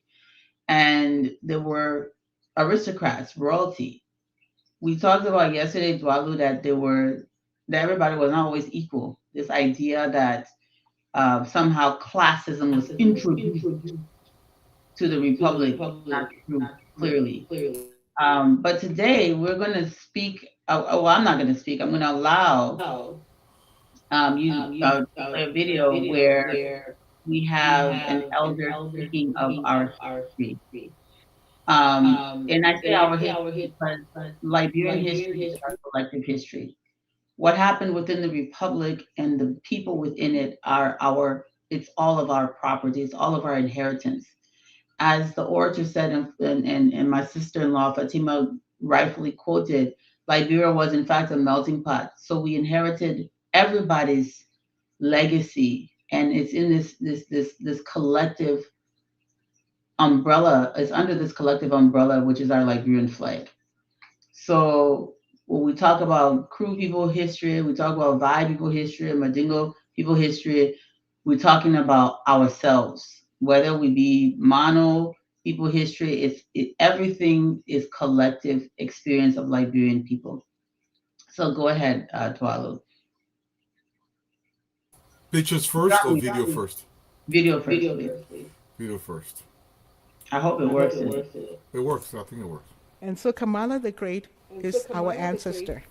And he called the oracle and said to them, I have this wonderful empire. I have more than 500 wives. Of course, you have to understand when these men had wives, they put these women in harem. Sometimes he didn't see them for weeks or months, but they were his wives because sometimes they paid dowry for these women. And there were also political alliances. You married the daughter of some chief to make sure that that principality or kingdom didn't wage war against you. So it was many political, economic alliances. So he said, look, I'm so wealthy, I'm powerful, but I want to know what will happen to my kingdom when I die. And the oracle told him that the only way your kingdom, the Samge Empire, will continue on is if you don't let your youngest son stay here. The little boy or that young man is very ambitious, and he will fight wars against his older brothers, and he's smarter than them. So they won't be able to handle him. You have to get him out of here. So he took Kamara the younger, and they called him Giovanni. He took Giovanni and gave Giovanni an army, horses, camels, thousands of warriors, women, and they told him to travel to the west in search of salt, because in the desert, salt is a precious commodity. It's even more precious than gold, because when you live in the desert, you have to sweat, and if you can't do that, then you will die. So you have to eat a certain amount of salt. So they had to go in search of salt. So Joe Bali and his group traveled from Mali to Timbuktu and Bamako, the city we call Bamako today, the capital of Mali. And they traveled to the west. And they landed in what we call Sierra Leone today. So all the names, the Kasi, all these names in Sierra Leone are indicative of the names that they brought with them from Mali.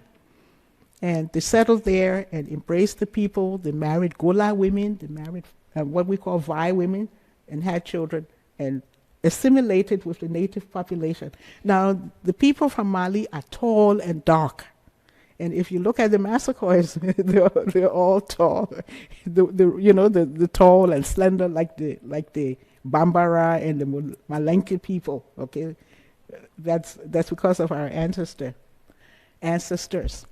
And when Kamala got to the ocean, the people said to him, and they fell before him on the ocean, on the sand, and they say, Manjagoni Muila, Manja, Masagoni Muila, Master, thou art truly a great leader. And that's where the name Masakoi was derived from. Manjagoni Muila, Manja, Masagoni Muila. So, if you don't mind reading, thank you. So that was Auntie Vivian Massaquoi Seaton giving her rendition of the oral history of the Massaquoi clan. And there's a lot of documented history that supports the oral history, the salt trade, and all of that. So I just love the way she tells stories. And she's the only daughter of Princess Fatima Massaquoi, whose father, Momolu Massaquoi, was the last great king of the Vey Kingdom. And that's important because I think a lot of Liberians think that, the people Jackie and they just did it one, and Liberia had kingdoms, they had leaders, they had royalty, we had stratification, we had classism, we had oppression, we had civilization, we had all of these things wrapped up before 1822, certainly before 1847. And I think one of the powerful things that our orator said this year was that the Republic has a founding day, but the history of its people does not. So the history of the people that would become Liberian is much older than Liberia. Of all the people that would become Liberian is much older than Liberia. It doesn't begin with slavery. It doesn't begin with any of that. It's much older and more ancient. But the Massaquoi clan, these are the descendants of the people that created one of the few original scripts that exist in the world. Was created right in this place we call Liberia, the Great Bay script, which I have a whole write-up about why it's not from the 19th century, where it's absolutely much older than what people claim. And you can look that up on my Facebook page. I'm going to actually post it again today. But Dwala, what I want you to do is show the pictures of the last great king of the Vey Kingdom, King Massaquoi, when they were fighting for their territory against the British, and the British did conquer much of the territory all the way up to the Makana River. The kingdom was fighting against other Vai and Mendi people who were under the British flag, just like what happened in the eastern part of Liberia. The British were also encroaching in western Liberia, and they took Sherbro and Galminas and all those places from the Liberian territory, which was technically sovereign under the rule of the Great Vey Empire. When they were encroaching, they went to the Liberian government for support to fight the British. And what was said to them was, we'll help you fight the British, but once you raise this flag, your slaves will now be our citizens, and you will no longer be king. Your slaves will now be our citizens, and you will no longer be king, meaning you raise this flag over your territory, and you are no longer allowed to practice slavery. You can no longer own people. And there will be no kings in the territory. You are now yourself a citizen, just like the people that you claim to own. So this is a very powerful story about how Cape Mount becomes part of Liberia. They have to give up the crown and they have to give up slavery. And we don't talk about this enough, but it's a beautiful story. It's a powerful story. And they chose liberty not only for themselves and their kingdom, but also for the people that they had for generations subjugated. Um, there's an oral historian or a person who's speaking folklore. There's a difference between oral history and folklore.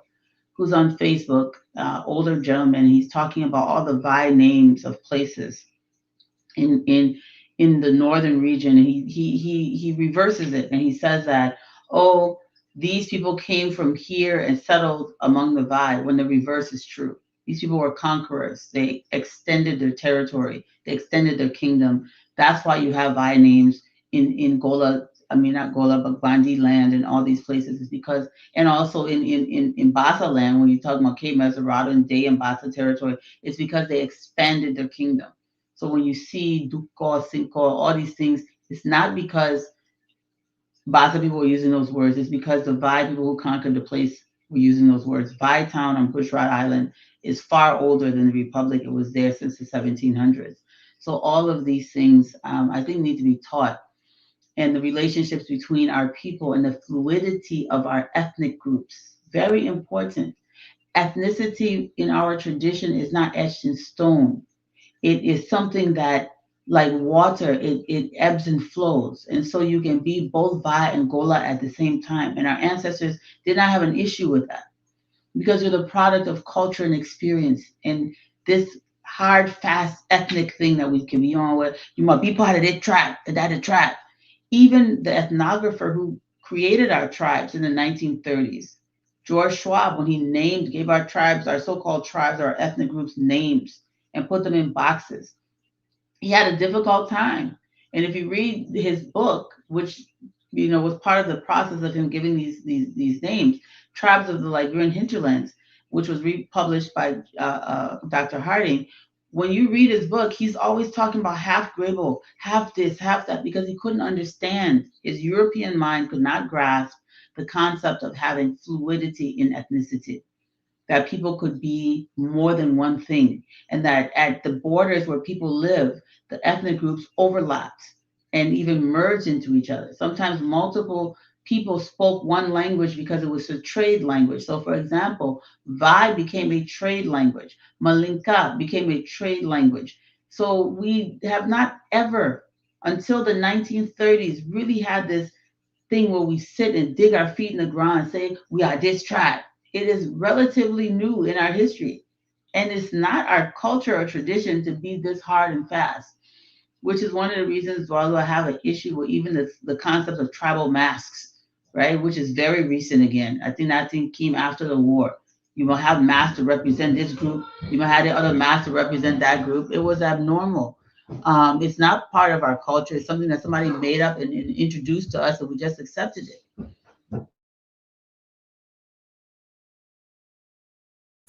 And yes, the final picture here that you sent me, this dignified couple. Mamu Fatima, his daughter Queen Fatima, Princess Fatima. Very beautiful. This is the mother and the grandfather of the woman who was presenting, Madam Vivian Massaquoi Seaton. So this is her mother and her grandfather. So she is of a royal line.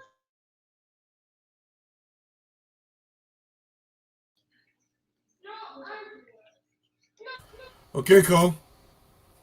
To the audience, man, thank you for being around here today. We want to apologize for some of the technical difficulties today. Hopefully, we get it fixed before tomorrow's show comes along. That usually doesn't happen. But I'm going to leave you tonight with my favorite CD, talking to you, unless Cole got something else to say. But I got to remember now, we prayed for a president for so long, and now we got a responsible president at the helm. We got a responsibility to wrap our hands around him and demand more from him and his lieutenants so we can get Liberia to the place that we want to get Liberia. To our people scattered across the country, please understand they got to carry children to school. You know, I hear some people saying on social media, "Oh, we always have free school in Liberia." Let me tell you something. Having something and actually experiencing that very thing you claim to have, two different things. All the private schools in Liberia are charging school fee. All the private schools in Liberia are charging for uniform.